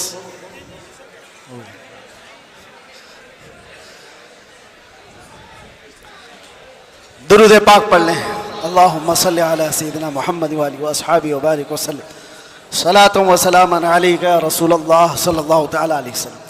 एक मिसाल दे देता हूँ, गुफ्तगू ख़त्म करता हूँ। अभी मैंने बताया ना, मेरी तकरीर में ही बताया, तयम्मुम का मसला बताया ना, पानी आ गया तो तयम्मुम ख़त्म। हम तयम्मुम में पानी आ चुका है। मेरे अजीजों, एक चीज़ जो मैं देख रहा हूं काफी देर से, मस्जिद की जितनी वसाअत है, आप बैठे हुए हैं, जो खड़े हैं शायद उनको अंदाजा नहीं, 1.5 घंटे से वो खड़े हैं, 1.5 घंटे से। उधर वाले भी, इधर वाले भी, तकरीबन मैं बोलता जा रहा हूं, मैं भी खड़ा हूं। और जो खड़े हैं उनमें से एक एक से भी मैं पूछता हूं कि तुम्हें वक्त के गुजरने का अंदाजा हुआ? 1.5 घंटा गुजर गया, इसलिए कि यहां बात रसूलुल्लाह की चल रही है, बात इज्जत मुस्तफा की है। वक्त की जब बात की जा रही है तो वक्त का अंदाजा नहीं होता। मैं किसकी बात कर रहा हूं? वक्त की बात। वक्त कौन है?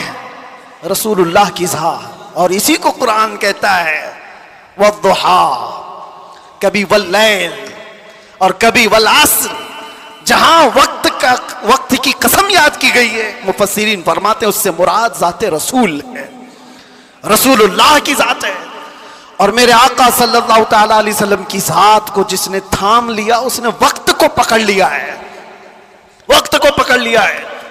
हर वक्त तुम्हारा है। और एक बात ये भी, जो हुजूर की गुलामी में आया उसने वक्त को ऐसा पकड़ा है कि बुढ़ापा कभी नहीं आता उसका। वो हर जमाने का जवान है, हर जमाने का जवान है। इसीलिए जिन औलिया कामिलीन को हम सुनते हैं, हमारी तसव्वुर में ऐसा आता है, इमाम हुसैन का जब जिक्र करते हो, इमाम हुसैन का जब जिक्र करते हैं, सच बताना मेरा अपना भी मुशाहिदा, करबला की दास्तानें सुनते हैं तो ऐसा लगता है एक वो हसीन जवान जो करबला के मैदान में डटकर मुकाबला कर रहा है, पूरा तस्वुर तो यही रहता है करबला का वाक़या सुनने के वक्त, लेकिन पढ़ने के बाद पता चलता है कि उनकी उम्र तो 56 साल की थी। गौसे पाक का तज़किरा आता है तो शक्ल शबात तस्वुर में ऐसी आती है किसी हसीन जवान की, गरीब नवाज का तज़किरा आता है तो किसी हसीन जवान की। इसलिए मेरे अजीजों कि ये रसूलुल्लाह की जात से ऐसे वाबस्ता लोग हैं कि वो हर जमाने के जवान हैं, हर जमाने के जवान हैं। और दूसरी बात, एक तो हर जमाने का जवान है और उसका जिक्र कभी पुराना भी नहीं होता, कभी पुराना नहीं होता। आप बरसों से मस्जिदों में आ रहे हैं, अभी मैं अगर आपके सामने पढ़ूं मुस्तफ़ा जाने रहमत पे लाखों सलाम, शमे बज़ में हिदायत पे, आज भी पढ़े जाते हैं, हमने हजारों बार सुना होगा, लेकिन ये सलाम कभी पुराना नहीं लगता, कभी पुराना। और मैंने अपनी तकरीरों में कितनी बार आला हजरत के उन अशार को तिलावत के तौर पर पढ़ा होगा।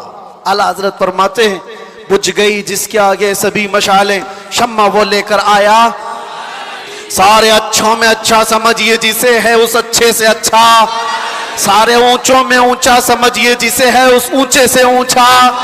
अरे कौन देता है देने को मुंह चाहिए, देने वाला है सच्चा। ये वो अशार है, हम बार बार पढ़ते हैं, मजा तुम्हें क्यों आ रहा है? दुनिया गाने सुनती है जब तक उसका जमाना होता है, जमाना पुराना हो जाए तो नए गानों की धुन तलाश करती है दुनिया। लेकिन बारगाह मुस्तफ़ा की मदह सराई ऐसी है, अभी मैं अगर कहूँ वो अहसनु मिन कलम तरक़त्तु आइनी व अजमलु मिन कलम तलिदिन निसाउ खुलिक़्त मुबर्रअम मिन कुल्लि ऐबिन कअन्नक क़द खुलिक़्त कमा तशाउ। अरबी के अशार हैं। किसने कहा था? हस्सान बिन साबित ने। कब कहा था? 1400 साल पहले। क्या कहा था? या रसूल अल्लाह, आपसे ज्यादा हुस्न वाला मेरी आंखों ने देखा ही नहीं। सुभान अल्लाह। देखा नहीं, हो सकता है कहीं होगा, तुमने नहीं देखा। सवाल ये है ना, तुमने नहीं देखा होगा, कहीं और होगा। दूसरे शेर में हस्सान बिन साबित ने कहा, वाजमलु मिन कलम तलिदिन निसाउ, ऐसा नहीं कि मैंने नहीं देखा, आपसे ज्यादा हुस्न वाला किसी माँ ने जना ही नहीं। सुभान अल्लाह। यह अशार पुराने लगते हैं, बार बार पढ़े जाते हैं। बलगल उला बिकमालिही कशफत दुजा बिजमालिही हसनत जमीउ खिसालिही सल्लु अलैहि। जो मदह सराई किया मेरे आका की, उसने वक्त की नब्ज को पकड़ा है, वक्त को थाम लिया है। और वक्त हर जमाने का उसका है, उसका वक्त है। अगर कोई हमसे आकर के पूछे गरीब नवाज का कौन सा वक्त था, हम कहेंगे नादान, 800 साल पहले नहीं, अभी उनका ही वक्त है। सुभान अल्लाह। है या नहीं? आज भी उनका ही वक्त है। कोई अगर कहे 800 साल पहले के थे, 700 साल पहले के थे, नहीं, वो राजे महाराजाओं की तारीख में कहा जाता है इतने पहले के थे। गरीब नवाज तो आज भी हैं। इसीलिए करबला के वाक़े को समेटते हुए एक शेर जो मशहूर है फारसी का, क्या कहा जाता है? शाह अस्त हुसैन। फारसी आती है? नहीं आती, लेकिन शेर याद है। शाह अस्त हुसैन का मतलब क्या है? फारसी में समझा देता हूं। फारसी में अस्त और बूध दो लफ्ज हैं। अस्त का मतलब है, बूध का मतलब था। समझ में आ रहा है? अस्त का मतलब है और बूध का मतलब। शेर देखो आप, शाह अस्त हुसैन, बादशाह है हुसैन। या ये कहा जा सकता था शाह बूद हुसैन, बादशाह था हुसैन। नहीं, वो बादशाह कोई और था होगा, लेकिन हुसैन बादशाह। शाह अस्त हुसैन, बादशाह। अस्त का लफ्ज आया है। शेर कहने वाले ने यही कहा कि बादशाह है। एक तो शाह है और एक बादशाह है, दोनों में फर्क है। शाह सुल्तान को कहते हैं, बादशाह सुल्तान बनाने वाले को कहते हैं। दोनों है हुसैन। अस्त का लफ्ज बता रहा है कि वो हमेशा, उस हर जमाना उसका है, हर वक्त उसका है। जो बात मेरे मुस्तफ़ा की किया, जो वक्त को थाम लिया, हर जमाना उसका, हर वक्त उसका। इसलिए तुम इस नुक्ते को समझ जाओ। और इसीलिए आखिर में मैं ये कहूँगा, आला हजरत ने जाते जाते हमें ये समझाया था, जो इस नुक्ते को समझ जाएगा। एक गारंटी आपको बताता हूँ, एक गारंटी, बहुत सारे मुसलमानों को ये तो खौफ होना ही चाहिए। आज हम हैं, अल्लाह ने हिदायत पर रखा, मौत का क्या पता कि किस हालत में आएगी। जाएंगे दुनिया से, ईमान होगा, इस्लाम होगा या नहीं होगा, क्या पता। कोई गारंटी लेगा किसी की? कोई नहीं, किसी की कोई गारंटी नहीं। औलिया इकराम इस बात से डरते भी थे, आखिरी वक्त कैसा आएगा पता नहीं। अरे कितने तो ऐसे हैं, बोलते हैं हम तो तैयारी में हैं, जब वक्त आएगा तो कलमा पढ़ लेंगे, निकल जाएंगे। क्या पता तुम ऐसी हालत में गए, कोमा में, जुबान हिलने की भी ताकत नहीं रह गई। क्या पता उस वक्त कैसे हादसात हो जाए, मुसीबतें, और तुम तकालीफ से घबरा करके पता नहीं इनकार कर दो। ऐसी चीजें हमने देखी हैं, इसलिए किसी को पता नहीं। लेकिन एक बात है, आला हजरत फरमाते हैं, एक गारंटी है, दुनिया से तुम जब जाओगे तो इस्लाम के साथ जाओगे। वो चीज मैं दे करके जाता हूं, वो है वक्त को थाम लेना। आला हजरत फरमाते हैं, एक चीज है, अगर वो करते रहोगे तो दुनिया से ईमान के साथ ही जाओगे। वो क्या है? उन्हें जाना, उन्हें माना, उन्हें जाना, उन्हें माना। ना रखा गैर से काम, होगा क्या? लिल्लाहिल हम्द, मैं दुनिया से मुसलमान गया। क्या होगा? अल्लाह का शुक्र है कि मैं दुनिया से मुसलमान जाऊंगा। अगर उन्हें जाना, उन्हें माना, इस बात पर तुम अमल कर लो, बाकी किसी नसीहत की जरूरत ही नहीं। तुम अपनी जिंदगी को ऐसी गुजारो मेरे अजीजों, कल की सुबह आने से पहले ये ख्याल करो कि मेरी सुबह ऐसी हो कि जिसे देखकर मेरे आका मुस्कुराए, मेरे आका को खुशी हो। हर हफ्ता मेरे अमाल की खबर फरिश्ते मेरे आका की बारगाह में पहुंचाते। मैं इस हफ्ते ऐसे अमल करूं कि फरिश्ते जब मेरे अमाल की खबर बारगाह मुस्तफ़ा में पेश कर रहे हो तो आका देख करके मुस्कुराएं कि मेरा गुलाम खुशियों के अमाल कर रहा है। ऐसा ना हो कि इन रातों को तुमने अय्याशियों में मुब्तला कर रखा और तुम गुनाहों के अड्डों पर दिनों रात बसर करते रहे हो। फरिश्ते जब जाकर बारगाह मुस्तफ़ा में सुना रहे हो तो ये खबरें दे रहे हो कि फलां का बेटा या रसूल अल्लाह रात पूरी गुनाहों के अड्डों पर गुजारा, रात की तन्हाइयों में वो लोगों से छुपकर अय्याशियां कर रहा था।